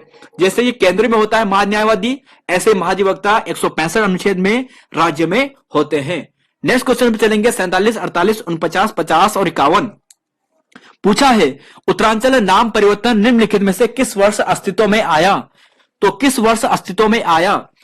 तो देखिए दोस्तों, आप सभी मालूम है कि यह आता है 1 जनवरी 2007 से। देखिए दोस्तों, दिसंबर के महीने में 31 दिसंबर के आसपास ये एक्ट बन जाता है, लेकिन बोलते हैं कि जो अस्तित्व में आता है, वहीं पर लिखा है कि जो अस्तित्व में आएगा वो 1 जनवरी से माना जाएगा। तो ऑप्शन नंबर डी यहां पर सही होगा। राज्य अस्तित्व में कब आता है? राज्य का निर्माण कब होता है? नंबर के आप नंबर देख रहे होंगे, कंफ्यूज हो रहे होंगे कुछ, तो 9 नवंबर 2000 यहां पर सही होगा। ऑप्शन नंबर यहां पर ए सही होगा। ऑप्शन नंबर ए सही होगा। एक सेकेंड, हाँ चार्ट लगा लेता हूं मैं। देखिए यहां पर कि उत्तराखंड का मुख्यमंत्री जिसने गैरसैंण को ग्रीष्मकालीन राजधानी बनाने की घोषणा की थी, तो देखिए सबसे पहले तो यह घोषणा हुई थी 4 मार्च को। 4 मार्च 2020 में यह घोषणा की जाती है। 4 मार्च 2020 में यह घोषणा की जाती है। और यह घोषणा जो की जाती है दोस्तों, आपने यह चीज तो देख ली कि घोषणा की जाती है। इसके बाद क्या होता है, यहां पर ध्यान रखिएगा कि 4 मार्च को घोषणा हो गई है। इसके बाद यहां पर 8 जून 2020 को ही 8 जून 2020 को घोषणा हो गई है। इसके बाद इससे क्या होता है, स्वीकृति भी मिल जाती है। और 2014 में परिषद का गठन हो जाता है। गैरसैंण परिषद का गठन कर देते हैं, गैरसैंण विकास परिषद का गठन किया जाता है। खैर, हेनरी 1874 में होता है, यानी राजस्व पुलिस व्यवस्था की शुरुआत होती है 1874 में हेनरी रमजे के काल में। और लोकसभा के सांसद निर्वाचित होते हैं। तो देखिए दोस्तों, यहां पर 5 है और ये बहुत सरल क्वेश्चन है। 52, 53, 54 टोबिन टैक्स लगाया जाता है। देखिए दोस्तों, यहां पर थोड़ा इकोनॉमिक के प्रश्न है और ये प्रश्न आपके एग्जाम में उतने नहीं आते हैं, फिर भी थोड़ा बहुत पढ़ लीजिएगा। टोबिन टैक्स लगाया जाता है। तो टोबिन टैक्स जो लगाया जाता है वो विदेशी विनिमय लेन देन पर लगाया जाता है। अभी याद कीजिएगा, टोबिन टैक्स जो विदेशी विनिमय होगा वहां पर लगाया जाएगा। क्वेश्चन नंबर 53, भारत में कृषि उत्पादों के बाजार में कौन नियमित करता है? कौन नियमित करेगा कृषि उत्पादों के बाजार को? कौन विनियमित करता है? तो यह करता है दोस्तों, ऑप्शन यहां पर बी है, राज्य द्वारा अधिनियमित जो कृषि उत्पाद विपणन समिति अधिनियम है, यह भारत में कृषि उत्पादों का क्या करता है, बाजार को विनियमित करता है। 54 पे चलते हैं। पूछा गया है कि कौन सा क्वेश्चन, देखिए कौन सा कथन राष्ट्रीय विकास परिषद के संबंध में सही नहीं है। राष्ट्रीय विकास परिषद, इसकी स्थापना मैं आपको पूछता हूं कि इसकी स्थापना कब होती है, इसकी स्थापना कब होती है। काफी अच्छा प्रश्न है, बेसिक प्रश्न है, आप कमेंट बॉक्स में लिखिए इसका आंसर। यहां पर है राष्ट्रीय विकास परिषद का संबंध सही नहीं है। देखिए पीसीएस का पेपर था, पीसीएस का पेपर दे रहे हैं, इसका मतलब अच्छा लेवल का ये पेपर है, लेकिन आपको यहां पर इसकी स्थापना देखनी है जो बेसिक लेवल का है। इसके अंतर्गत सभी राज्यों के मुख्यमंत्री होते हैं। यह एक गैर संवैधानिक निकाय है, यह एक वैधानिक निकाय है और प्रत्येक वर्ष में कम से कम 2 बार इसकी बैठक होनी चाहिए। तो right answer option number C होगा। यह गलत है, यह एक वैधानिक नहीं बल्कि गैर संवैधानिक है।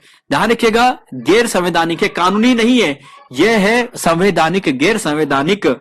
नेक्स्ट क्वेश्चन में चलेंगे। यहां पर है 55, 56, 57, 58 और 55 का आंसर आपको पहले ही दिख गया है कि 11वीं पंचवर्षीय योजना में प्रतिपादित समावेशी विकास निम्नलिखित में से क्या शामिल नहीं किया गया था। पूंजी बाजार को अगले पे चलेंगे 56 पे, अंतर्राष्ट्रीय मुद्रा कोष के बारे में क्या सही नहीं है? यह किसी देश को कर्ज देता है, यह सिर्फ सदस्य देश को कर्ज देता है, यह सिर्फ विकासशील देशों को कर्ज देता है, यह देश के केंद्रीय बैंक को कर्ज देता है। कौन सा यहां पर सही है जरा बताइएगा। IMF किसे कर्ज देता है, किसे यहां पर लोन देता है? तो देखिए दोस्तों यहां पर इसका सही है, यह सिर्फ सदस्य देशों को ही यहां पर क्या देता है, कर्ज देता है। क्वेश्चन नंबर 57 है, एक मूल्य के मूल्य में वृद्धि तो दूसरे मूल्य में क्या होगा? जब एक मुद्रा के मूल्य में जब वृद्धि होगी तो दूसरे मूल्य के उसमें क्या होगा, यहां पर भी क्या होगी, उसके मूल्य में भी वृद्धि होगी। एक मुद्रा के मूल्य में वृद्धि दूसरे मूल्य की तुलना में क्या होगी, मुद्रा की मूल्य होगी, मुद्रा की मूल्य वृद्धि होगी। 58 का देखिए, कथनों में कौन सा सही नहीं है? मुद्रास्फीति बंधपत्र धारक को लाभ पहुंचाती है। देखिए दोस्तों इस क्वेश्चन को देखिए, काफी अच्छा प्रश्न है, आप देख लीजिए। तो इसका सही आंसर है ऑप्शन नंबर बी, मुद्रास्फीति उधार लेने वालों को लाभ पहुंचाती है। नेक्स्ट क्वेश्चन में चलेंगे, यहां पर है 59, 60, 61, 62। 1991 में भारत के सुधार के बाद भारतीय अर्थव्यवस्था में निम्न में से क्या परिवर्तन हुए? GDP में कृषि के हिस्सा बढ़ गया है, FDI का अंतःप्रवाह बढ़ गया है, और यूकेपीएससी अगर आपको कभी ऐसे प्रश्न पूछे ना तो मैक्सिमम चांसेस है कि A, B वाला हमेशा सही होगा। अभी तक जितने भी दिए हैं वो हमेशा ऐसे देता है। Question number 60, state equity shares किसे अवगठित किए जाते हैं? सॉरी ये स्वीट है, स्वीट इक्विटी शेयर्स निम्नलिखित में से किसे आवंटित किए जाते हैं? तो स्वीट इक्विटी शेयर, तो देखिए दोस्तों इसका सही आंसर है ऑप्शन नंबर डी, कंपनी के कर्मचारियों को। और यहां पर देखिए थोड़ा से अभी तक हमने पढ़ा था और यहां पर थोड़ा इसने अलग कर दिया, ए बी नहीं है। तो कभी कभी, लेकिन मैक्सिमम बार में ये होता है कि कभी ऑप्शन में ऐसे हो ना तो वो डी कर देता है। तो यहां पर देखिए स्किट इक्विटी शेयर्स ये होगा कंपनी के कर्मचारियों को, स्वेट इक्विटी शेयर्स कंपनी के कर्मचारियों को आवंटित किए जाते हैं।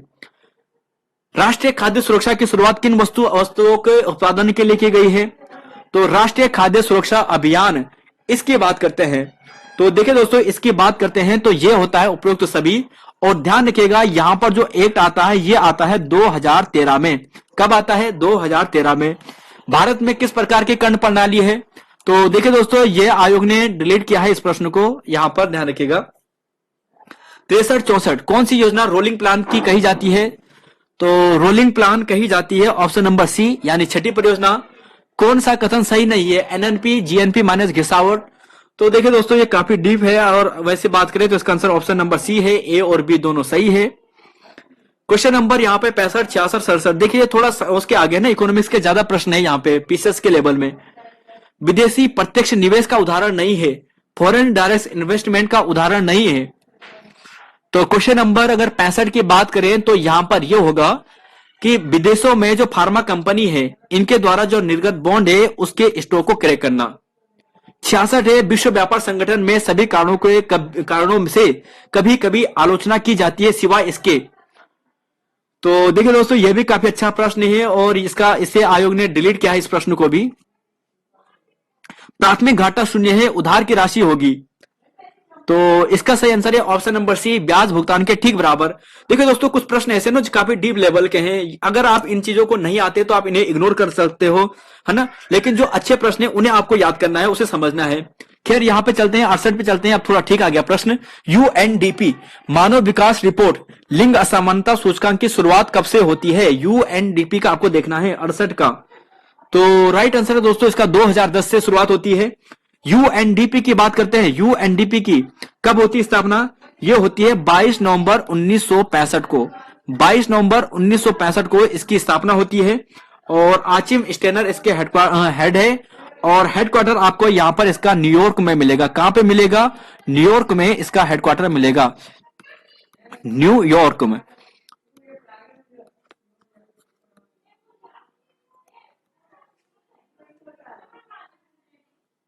न्यूयॉर्क में इसका हेडक्वार्टर है।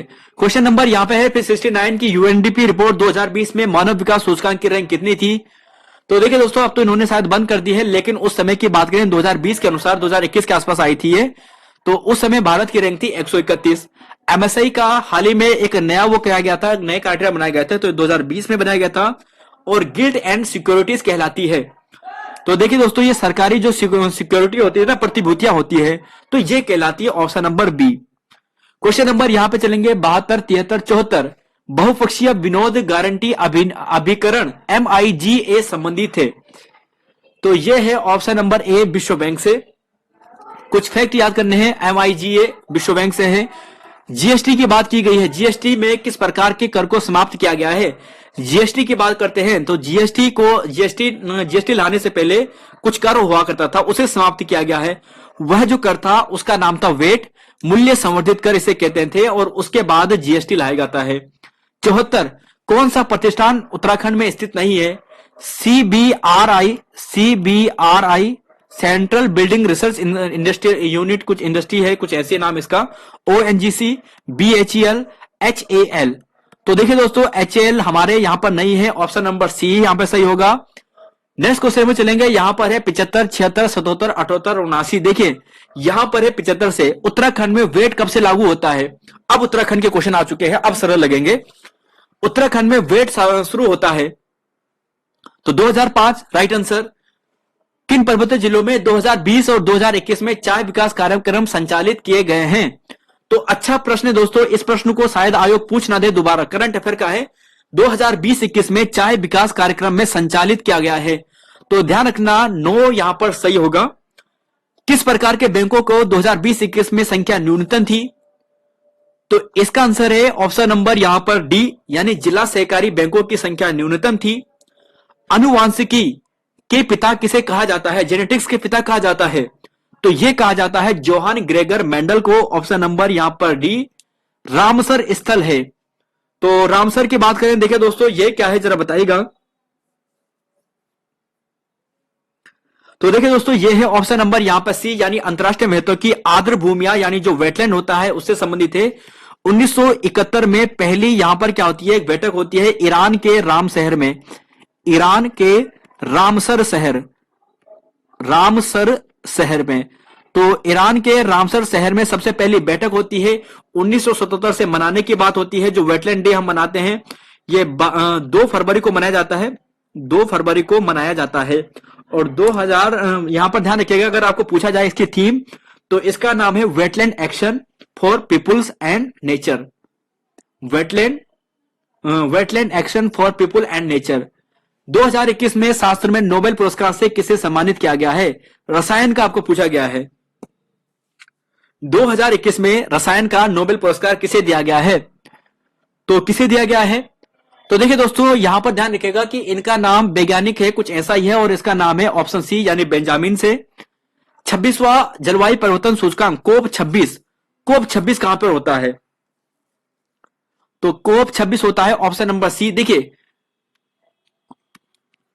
कोप 26, कोप 27, कोप 28।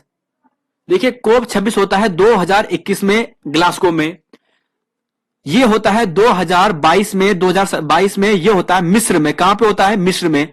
पूछा जाएगा कि कोप 27 कॉन्फ्रेंस ऑफ यहां पर जो पार्टीज है जलवायु परिवर्तन पर, कहां पर होता है, मिस्र में होता है। और मिस्र का एक शहर का नाम है शर्म अल शेख। क्या नाम है, शर्म अल शेख।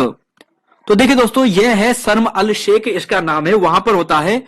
और कोप 28 की बात करें तो दुबई UAE में होगा। कहां पे होगा, दुबई UAE में इसका आयोजन कराया जाएगा।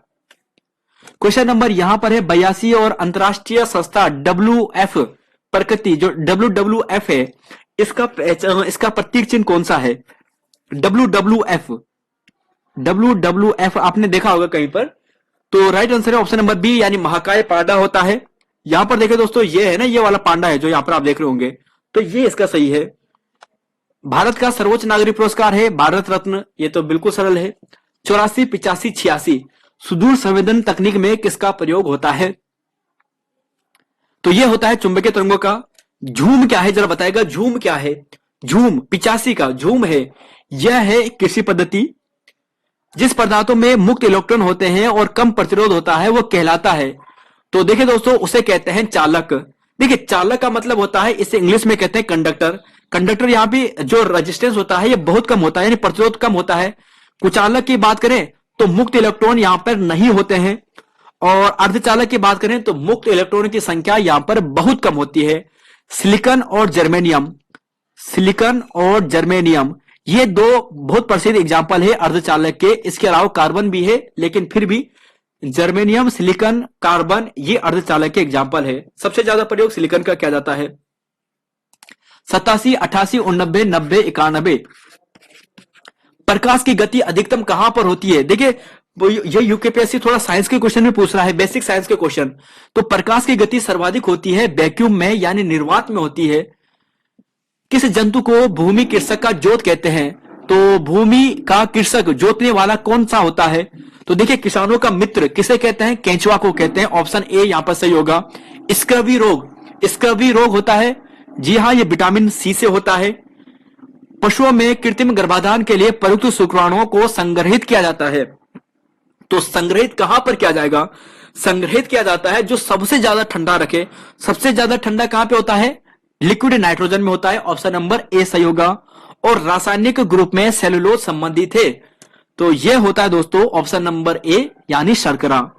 नेक्स्ट क्वेश्चन में चलेंगे। यहां पर देखिए पूछा है 92, 93, 94, 95। अनुवांशिक अभियांत्रिकी प्रयोग में अत्यंत उपयोगी दो जीवाणु कौन से हैं? तो ये दोस्तों ध्यान रखिएगा, एरिस्किया कोली और एग्रोबैक्टीरियम। थोड़ा रटने वाला क्वेश्चन है ये।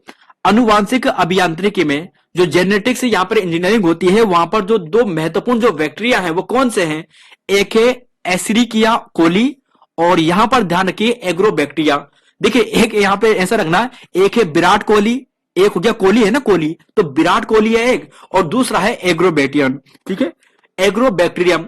तो विराट कोहली क्या है, क्या हो रखा है? एग्री हो रखा है, यानी एग्रो हो रखा है। तो आनुवांशिकी होगा। जैविक समुदायों के मध्य संक्रमण क्षेत्र कहलाता है। ये दोस्तों अच्छा प्रश्न है, कई बार आ चुका है एग्जाम में। दो जैविक समुदायों के मध्य के जो संक्रमण होता है उसे इकोटोन कहते हैं। अच्छा प्रश्न है ये, कई बार आ चुका है। हाई, यदि कोई इनपुट हाई है और आउटपुट हाई है, दोनों हाई है, तो यहां पर होता है और गेट। देखिए दोस्तों वैसे ये आपके काम के नहीं है इस समय, फिर भी इसके आंसर की बात करें तो ये होगा ऑप्शन नंबर बी यानी 1-1। क्वेश्चन नंबर यहां पर है 96, 97, 98। OSI रेफरेंस मॉडल किस लेयर पर आईपी एड्रेस का प्रयोग होता है? OSI रेफरल मॉडल पर, तो ये होता है नेटवर्क लेयर पर। किस पे होएगा? नेटवर्क लेयर पर। OSI रेफरल मॉडल का प्रयोग नेटवर्क लेयर पर। कंप्यूटर सिस्टम में प्राथमिक मेमोरी कौन सी है? प्राथमिक मेमोरी, तो जी हाँ दोस्तों, प्राइमरी मेमोरी की बात करें तो रैम होता है।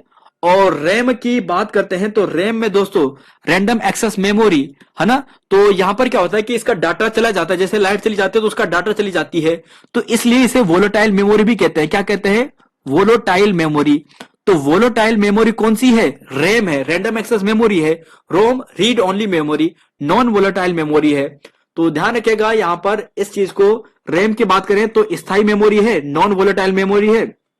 और यहीं पर बात करें रैम की तो ये अस्थाई मेमोरी है, अस्थाई, अस्थाई मेमोरी है। मेमोरी अस्थाई है, इसलिए क्या होगा? ये वोलेटाइल मेमोरी होगी। नेक्स्ट क्वेश्चन पे चलेंगे। सीपीयू कंट्रोल यूनिट का कार्य निम्न में से कौन करता है? तो सीपीयू में कंट्रोल यूनिट का कार्य कौन सा होता है? तो कंट्रोल यूनिट सीयू का कार्य क्या होता है? तो सीयू का कार्य होता है डिकोड प्रोग्राम अनुदेश। क्या होगा? है डिकोड प्रोग्राम अनुदेश। लॉजिक कार्य करने का काम तो एएलयू का होता है, अर्थमेटिक लॉजिकल यूनिट का होता है। तो डिकोड प्रोग्राम को, तो जो यहां पे प्रोग्राम होगा उसे डिकोड करने का काम होता है कंट्रोल यूनिट का। 99, 100, 101, 102 मैती आंदोलन के जनक कौन है? तो जी हां दोस्तों, आप देंगे ऑप्शन नंबर सी कल्याण सिंह रावत है। उत्तराखंड के किस स्थान पर मौसम विज्ञान विभाग ने डॉपलर वेदर रडार स्थापित किया है? तो ये करते हैं ऑप्शन सी मुक्तेश्वर में। वन अनुसंधान की स्थापना होती है 1906 में होती है। केदारनाथ वन्यजीव अभ्यारण्य को किस जंतु के संरक्षण के लिए माना जाता है? केदारनाथ वन्यजीव अभ्यारण्य, तो यह है दोस्तों ऑप्शन यहां पर ए, हिमालय कस्तूरी मृग को जाना जाता है। देखिए 103 से लेकर 107 तक है। उत्तराखंड का राजकीय वृक्ष कौन सा है? तो राजकीय वृक्ष है दोस्तों यहां पर ऑप्शन यहां पर सी यानी सी होगा बुरांस। ब्रह्म कमल तो फूल हो गया है। 104 पूछा है कि नोबेल शांति पुरस्कार 2021 शांति का नोबेल पुरस्कार किसे दिया गया है? तो जी हां, यह दिया गया है ऑप्शन ए, मारिया रेसा और दामित्री मुरातोव को। अन्नपूर्णा पर्वत पर चढ़ने वाली प्रथम भारतीय महिला कौन सी है? काफी अच्छा प्रश्न है ये। अरुणिमा सिन्हा, प्रियंका मोहिते, शिवांगी पाठक, अनीता देवी। तो देखिए दोस्तों, ये मोहिते हैं, यानी प्रियंका मोहिते हैं। और स्वर्गीय लता मंगेशकर को भारत रत्न अवार्ड से सम्मानित कब किया गया था, ये आपको देखना है। तो इन्हें दिया गया था वर्ष 2001 में, क्योंकि उस समय उनका निधन हुआ था ना, तो इसलिए ये प्रश्न बना था उस समय पे।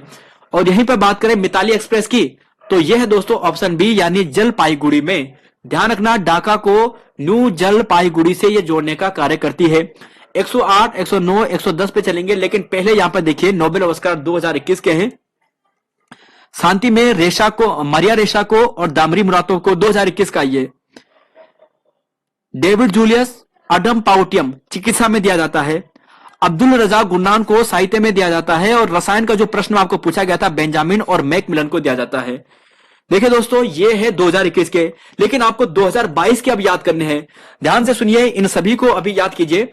मेडिसिन की बात करते हैं, तो मेडिसिन का नाम है स्वंते पाबू। क्या नाम है? मेडिसिन वाले को जो मिला है 2022 में, स्वंते पाबू को मिला है। किसे मिला है? स्वंते पाबू को। एर्नी एनोस को साहित्य का मिला है। एर्नी एनेक्स को साहित्य का मिला है। और फ्रांस के आस्पेट क्लोजर, और यहीं पर बात करें Zeilinger, Aspect Clauser Zeilinger, Aspect Clauser Zeilinger, इन्हें भौतिक का दिया गया है। क्वेश्चन नंबर यहां पर यह है। रसायन में देखिए 2022 में यह है ब्रुतजी। यहां पर देखिए दोस्तों, यहां पर काफी इंपॉर्टेंट है केरोलिन, केरोलिन, शार्पलेस, और यहीं पर बात करें मोर्टीन। केरोलिन, शार्पलेस और मोर्टीन, इन्हें रसायन का दिया गया है। देखिए दोस्तों, थोड़ा सा आप ऐसे याद करना कि देखिए मोर्टीन आ गया है, मोर्टीन, मोर्टीन यानी मच्छर भगाने वाला। और केरोलिन, केरोलिन से आप केरोसिन याद करना, केरोसिन का प्रयोग हम मच्छर भगाने में कर रहे हैं। तो मोर्टीन हो गया है, केरोसिन हो गया है, और इसके अलावा हम क्या कर रहे हैं? शार्पलेस, बेरी, बेरी। तो देखिए मच्छर हमारे बेरी है, इसके लिए केरोसिन और मोर्टीन का हम प्रयोग करेंगे रसायन विज्ञान के लिए। खैर दोस्तों, आपको जो जैसा अच्छे बना सकते हैं वो आपको बनानी है। रसायन विज्ञान के ये है कि क्या बोला कि केरोसिन, देखो मच्छर हमारे क्या है, मच्छर हमारे क्या है? दुश्मन है, बेरी है। और बेरी है तो इसलिए हमें क्या होगा? मोर्टीन हमें चाहिए, केरोसिन हमें चाहिए।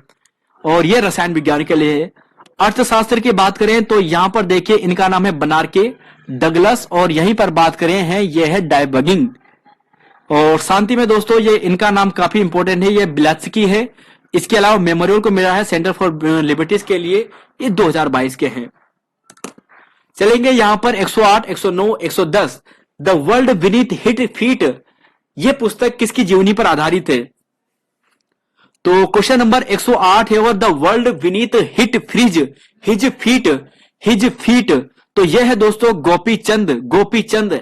अब ऐसे कैसे याद करना है? देखिए हिज फीट, देखिए ध्यान रखेगा, गोपी चंद, गोपी चंद का मतलब कृष्ण भगवान यहां पर होगा। और कृष्ण भगवान का मतलब क्या होगा? उनके पैरों के नीचे, जब कृष्ण भगवान एक बार बड़े हुए थे ना विष्णु अवतार लेकर, वामन अवतार लेकर, तो उनके फीट के नीचे, उनके पैर के नीचे सब आ गया था। तो world beneath his feet, Krishna भगवान, गोपी भगवान यानी गोपी चंद। बाकी देखिए डॉक्यूमेंट्री ऑस्कर 2022 किसे दिया गया है? तो डॉक्यूमेंट्री में जो दिया गया है दोस्तों, इनका नाम है writing with fire, writing with fire, writing with fire को डॉक्यूमेंट्री ऑस्कर 2022 के चुना गया है। 110, किस भारतीय राज्य ने जनवरी 2022 में छात्र स्टार्टअप और नवाचार रैंकिंग में 2.0 शुरू किया है? तो देखिए दोस्तों, नवाचार में यह गुजरात कर रहा है। ऑप्शन नंबर सी यहां पर सही है। क्वेश्चन नंबर 111 से लेकर 114 है, रेलवे ट्रैक पर चलने वाली जो पूर्वोत्तर सीमांत रेलवे है, उनके द्वारा जो अनूठी अपने जो नीति अपनाई गई है कौन सी है? तो देखिए दोस्तों, ये प्लान बी है। बी का मतलब यहां पर ये वाला है, बी, बी का मतलब हो गया मधुमक्खी। और मधुमक्खी से क्या होते हैं? हाथी डरते हैं। तो इसलिए प्लान बी है, ऑप्शन नंबर बी यहां पर सही होगा। तो मधुमक्खी के प्रयोग से हाथी को ट्रैक से दूर रखना, इस यहां पर अनूठी पहल अपनाई है पूर्वोत्तर सीमांत रेलवे ने अपनाई है। पूर्वोत्तर, पूर्वी सीमांत रेलवे ने अपनाया है। रैपिड शतरंज 2021, तो रैपिड शतरंज 2021 ये जीतते हैं ऑप्शन ए नादिरबेक यानी अफसुत तोरोवा, अफसुत तोरोवा। विश्व ओजोन दिवस मनाया जाता है, जी हाँ 16 सितंबर को मनाया जाता है। मॉन्ट्रियल समिट हुआ था बहुत पहले। मॉन्ट्रियल कहां पर है? ये कनाडा में आपको मिलता है। और पुलित्जर ऑस्कर 2021 किसे दिया गया था समाचार की श्रेणी में? तो लोक सेवा श्रेणी, प्रतिष्ठित लोक सेवा श्रेणी में जो पुलिसर अवार्ड दिया गया था, यह दिया गया था ऑप्शन बी यानी न्यूयॉर्क टाइम्स को। तो न्यूयॉर्क को पुलिसर अवार्ड दिया गया था 2021 का। देखिए दोस्तों, यहां पर कुछ है टोक्यो ओलंपिक के खिलाड़ी हैं और आपको यह देखना है कि किसे कौन सा नहीं मिला है। पीवी सिंधु को कांस्य पदक, बजरंग पुनिया को रजत पदक, मीराबाई चानू को रजत पदक, नीरज चोपड़ा को यहां पर स्वर्ण पदक। कौन सा सही सुमेलित नहीं है? 115वां क्वेश्चन है। तो जी हाँ दोस्तों, ये बजरंग पुनिया सही नहीं है, ये रजत पदक नहीं बल्कि ये कांस्य पदक इन्होंने जीता था, शायद कांस्य पदक इन्होंने जीता था। जो रजत पदक जीता था ना, इनका नाम था रवि कुमार दहिया। रवि कुमार दहिया ने कुश्ती में सिल्वर मेडल जीता था और इसके अलावा यहां पर जो मीराबाई चानू है, इन्होंने भी सिल्वर मेडल जीता था, कुश्ती में ही जीता।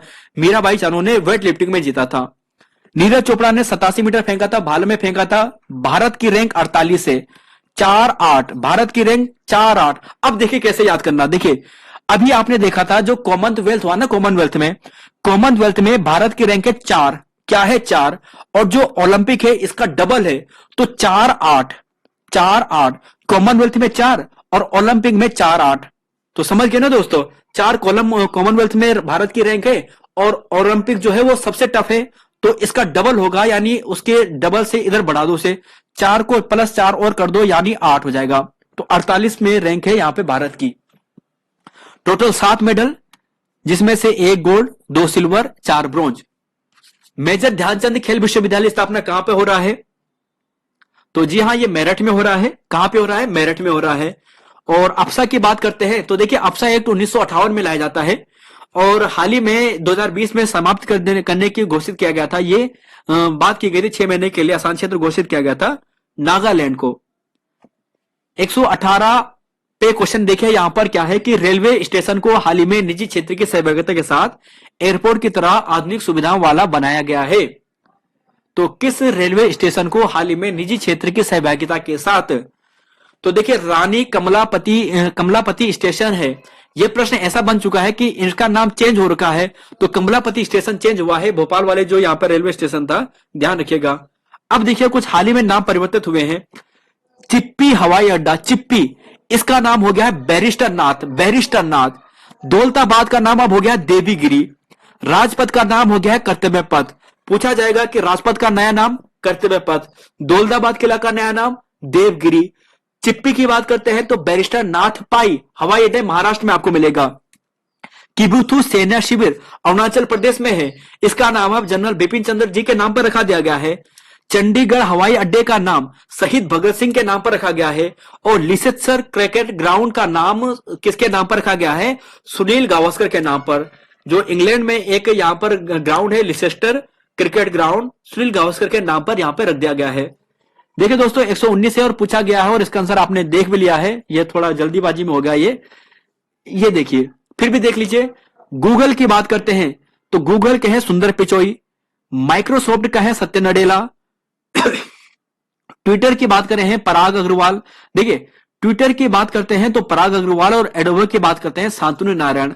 पराग अग्रवाल अब हटा दिए गए हैं या अभी हटाया नहीं है, कंफर्म नहीं हुआ है, लेकिन जब से नया वो आया था यहाँ पे एलन मस्क, इन्होंने हटाने की बात की थी तो काफी करोड़ों रुपए देना था, करोड़ों डॉलर देने थे इसे, तो शायद अभी हटाया नहीं है, लेकिन हटाने की बात कर रहे थे पराग अग्रवाल को। काफी चर्चा में भी है, नाम ध्यान रखिएगा।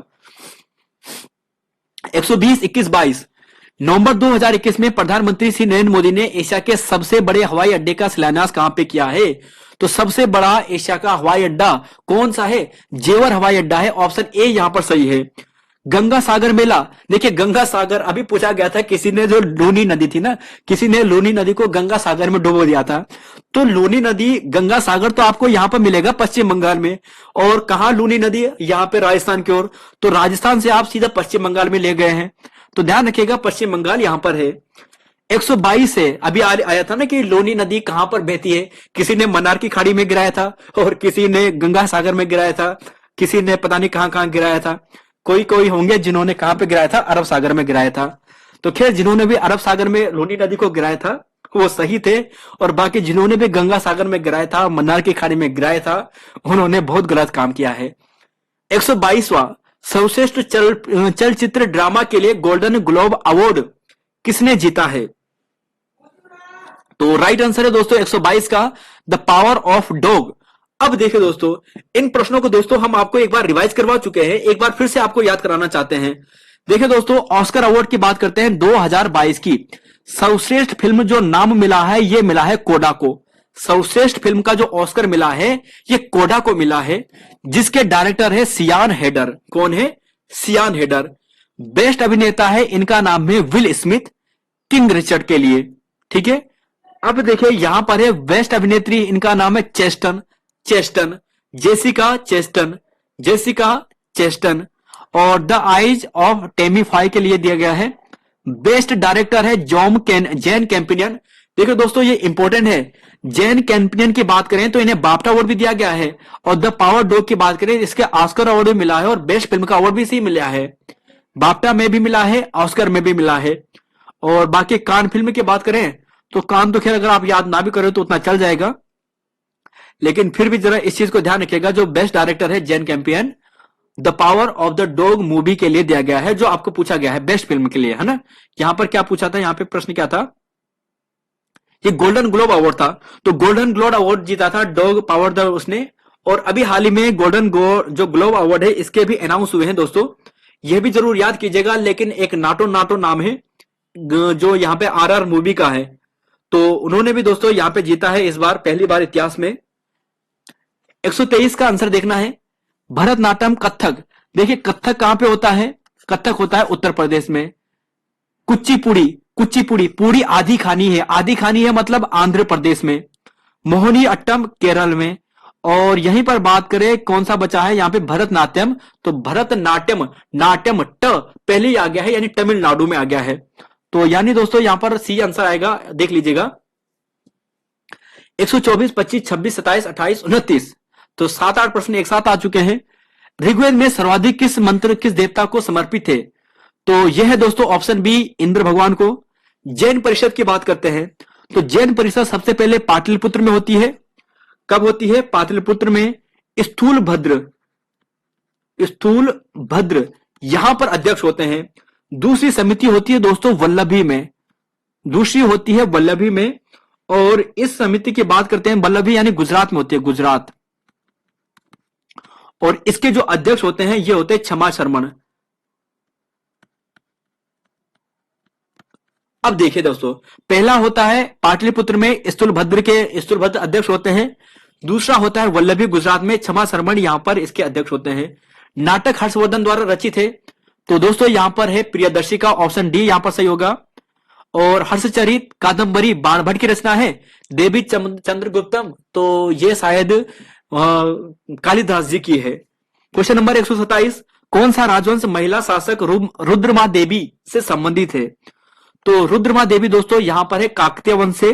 रुद्रमा देवी, देखिए रुद्र की बात कर रहे हैं तो काकतीय, तो रुद्रमा देवी काकतीय वंश। लीलावती भास्कर द्वारा रचित है, लीलावती। और भास्कर क्या थे? गणितज्ञ थे, ऑप्शन नंबर बी यहां पे सही होगा। 129, वह धार्मिक पुस्तक जिसमें कृषि कर्म की 8 विभिन्न अवस्थाओं का वर्णन मिलता है, तो यह मिलता है, जरा सोचिए, तो 8 विभिन्न कृषि अवस्थाओं का जो वर्णन मिलता है यह मिलिंद पन्हों में मिलता है, ऑप्शन नंबर सी होगा। चलेंगे नेक्स्ट क्वेश्चन पे, यहां पर है 130, 31, 32, 33, 34। 130वां क्वेश्चन है कि शक क्षत्रप में काल में सोने चांदी के सिक्कों का अनुपात क्या था? तो देखिए दोस्तों, इस प्रश्न को आयोग ने डिलीट किया है, क्वेश्चन नंबर 130 को डिलीट किया है। देखिए वैसे इसके आंसर की बात करें तो 1:35 इसका आंसर होना चाहिए। शक क्षत्रप काल में सोने चांदी के सिक्कों का अनुपात 1/35 था, लेकिन थोड़ा प्रश्न यहां पे गलत पूछ लिया है कि शक क्षत्रप काल में सोने चांदी के सिक्कों का अनुपात क्या था। सिक्कों में सोने चांदी का अनुपात क्या था, यह होना चाहिए था। प्रश्न थोड़ा अलग पूछ दिया है, सोने चांदी के सिक्कों का अनुपात, तो ये कोई प्रश्न थोड़ा नहीं बन रहा है, थोड़ा हटके बन रहा है, शायद इसलिए इसे डिलीट किया है उन्हें। गधेया क्या था? तो गधेया दोस्तों एक गधा था, ऑप्शन नंबर यहां पर ए सही है, यानी सिक्का था ये। उदयनजीरल किस वंश से संबंधित था? उदयनजीरल, तो यह था दोस्तों ऑप्शन नंबर यहां पर ए, चेरवन से। राष्ट्रकूट शासक ने एलोरा के कैलाश मंदिर, ये कई बार आ चुका है एग्जाम में। देखिए राष्ट्रकूट वंशों के द्वारा एलोरा का कैलाश मंदिर बनाया गया था, और यह है कृष्ण प्रथम के द्वारा। मौर्य काल में पंडम क्या था? तो पंडम इनमें से कुछ नहीं था, ऑप्शन नंबर यहां पर यह डिलीट किया था दोस्तों। 35, 36, 37 राष्ट्रकूट में प्रतिहार शासक नागभट्ट द्वितीय को किसने हराया था? निम्नलिखित में से किस राष्ट्रकूट शासक ने प्रतिहार शासक नागभट्ट द्वितीय को हराया था?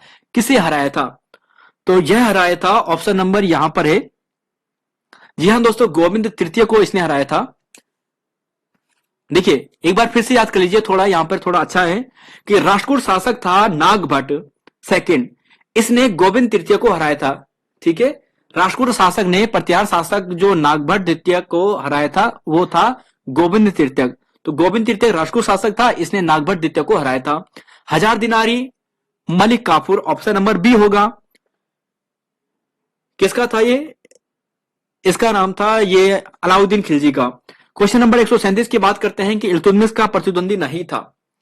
देखो दोस्तों, यहां पर जब जहां पर ये आता ना, यहां पर मोहम्मद गोरी आता है, तो मोहम्मद गोरी की बात करते हैं तो उसके तीन यहां पर वो होते हैं, क्या होते हैं, इसके सेनापति होते हैं, मतलब इसके गुलाम होते हैं। एक याल्दोज होता है, एक कुबाचा होता है, और एक यहां पर होता है अली मर्दान होता है ना। अब यहां पर क्या होता है कि जो यहां पर आप देख रहे हैं ना, option number D Malik Altunia, ये इसके क्या है कि ये इसका प्रतिद्वंदी नहीं होता है। याल्दोज, कुबाचा, अली मर्दान, इन सभी को क्या करता है, इल्तुतमिश से एक एक करके हराता है और गद्दी को क्या करता है, प्राप्त कर लेता है। देखिए याल्दोज को पहले लाहौर साइड में, कुबाचा को भी लाहौर साइड में, अली मर्दान को भी उसी साइड में रहते हैं, और इल्तुतमिश से भारत पे राज करता है, दिल्ली पे राज करता है। उसके बाद इन सभी को ये मरा देता है। तो मर्दान, ध्यान से सुनिए एक बार, याल्दोज, कुबाचा, मर्दान, ये इल्तुतमिश के प्रतिद्वंदी थे। 38, 39, 40, 41, 42 विजयनगर काल में भारत के किस नृत्य परंपरा की पहली बार विकास किया गया था? तो एक चीज देखिए दोस्तों, आपको एक चीज मालूम है कि यहां पर पूछा है कि विजयनगर काल, विजयनगर साम्राज्य कहां पे था? जी विजयनगर साम्राज्य तो कहां पर था? विजयनगर जो साम्राज्य था ये तो था कर्नाटक में। जी हां, अब जब कर्नाटक हो गया है तो कर्नाटक से हमें मालूम है यार, यहां का तो एक ही बहुत अच्छा है, यक्षगान, है ना। तो क्या है, यक्षगान। जब यक्षगान यहां पर प्रमुख नृत्य है तो इसका मतलब ऑप्शन बी यहां पर सही होगा। खजाइन उल फतू, तो देखिए दोस्तों, खजाइन उल फतू ये अमीर खुसरो की है, ऑप्शन बी का है। नूरजहां जुंटा का सदस्य नहीं था,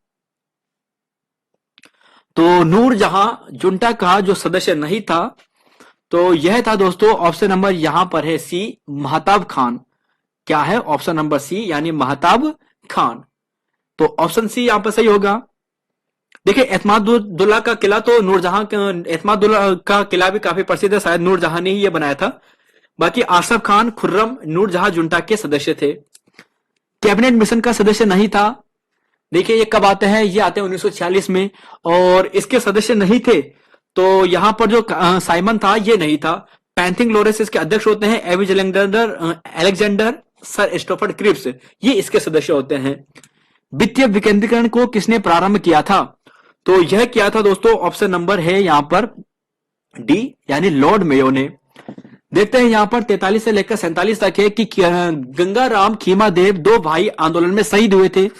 तो ये शहीद होते हैं ऑप्शन डी भारत छोड़ो आंदोलन के समय। भारत छोड़ो आंदोलन के समय जो ये खीमादेव है और गंगाराम जी हैं, ये दोनों व्यक्ति यहां पर शहीद होते हैं। राजा राम मोहन राय की बात करते हैं। गिफ्ट टू मोनेथेइस्ट, ये पुस्तक इंपॉर्टेंट है, कई बार एग्जाम में आ चुका है कि यह पुस्तक किसकी है। गिफ्ट टू मोनेथेइस्ट ये लिखिए राजा राम मोहन राय ने 1808 या फिर 4 के आसपास इन्होंने लिखा था। और इस पुस्तक की जो भाषा थी वो पर्सियन थी। क्या थी? पर्सियन। तो इस पुस्तक की भाषा पर्सियन थी, इसलिए आयोग ने इस प्रश्न को डिलीट किया है। 145 से 129 में महात्मा गांधी जी ने किस स्थान पर अनासक्ति योग का अनुवाद कराया था? तो कौसानी है। भारतीय संघ विलय के टिहरी राज्य का अंतिम राजा कौन था? तो जी हां दोस्तों, यह था मानवेंद्र शाह। और टिहरी रियासत के प्रथम नरेश कौन थे? तो बहुत सरल प्रश्न है, सुदर्शन शाह यहां पर बिल्कुल सही है। 148, 49, 50 लास्ट क्वेश्चन है ये। कालू मेहरा का संबंध था 1857 में, और क्रांतिवीर नामक संगठन भी इन्होंने ही बनाया था। 149 मध्यकालीन ग्रंथों में कौन सा उत्तराखंड के इतिहास का स्रोत नहीं है? तो देखिए दोस्तों, यह प्रश्न आज हमने यहाँ पे कम्युनिटी टैब में भी दिया है, और इस प्रश्न के आंसर की बात करें तो बाबरनामा होगा। देखिए जहांगीर से भी मिलता है, बंदायूनी से भी मिलता है, शाहजहांनामा से भी मिलता है। केवल बाबरनामा का उत्तराखंड से कोई भी संबंध नहीं है। बाबर नामा के है तुझु के बाबरी ने लिखी है, तुर्की भाषा में लिखी है। और विषुवत रेखा निम्न में से किस देश से होकर नहीं गुजरती है? तो किस देश से होकर नहीं गुजरती है? तो जी हाँ दोस्तों, ये नहीं गुजरती है। ऑप्शन नंबर यहां पर है मैक्सिको से। ऑप्शन बी यहां पर सही है। केन्या, इंडोनेशिया, ब्राजील, यहां से होकर यह जो विषुवत रेखा है ये गुजरती है। तो देखिए दोस्तों, यहां पर 150 क्वेश्चन ये कंप्लीट हो चुके हैं। ये पेपर था, काफी अच्छा पेपर था। देखिए इस पेपर की बात करते हैं, काफी अच्छा लेवल का था, ये पीसीएस लेवल का था। तो जो इकोनॉमिक्स के प्रश्न थे वो वैसे ही आपको शायद ना आते होंगे, क्योंकि काफी डीप लेवल के थे वो। अदरवाइज उत्तराखंड तो सरल आता ही है हर बार। बाकी जीएस का ठीक था। बाकी अगर यहाँ पर अगर इकोनॉमिक्स के प्रश्नों को छोड़ दे तो वो काफी टफ लेवल के थे। तो खैर दोस्तों, यहाँ पर ये हो गए हैं कंप्लीट, 150 क्वेश्चन हो चुके हैं। और ये पेपर नंबर जो 15 है यह भी कंप्लीट हो चुका है। तो यहाँ पर दोस्तों इतना ही है, मिलेंगे आपको नई वीडियो में। और हाँ दोस्तों, वीडियो को लाइक जरूर कर दीजिए, कमेंट्स भी कीजिएगा, और शेयर सब्सक्राइब, अगर आप नए चैनल पे हो दोस्तों तो सब्सक्राइब भी कीजिएगा और चैनल को शेयर भी कीजिएगा। तो धन्यवाद, मिलेंगे नई वीडियो में। जय हिंद और जय उत्तराखंड।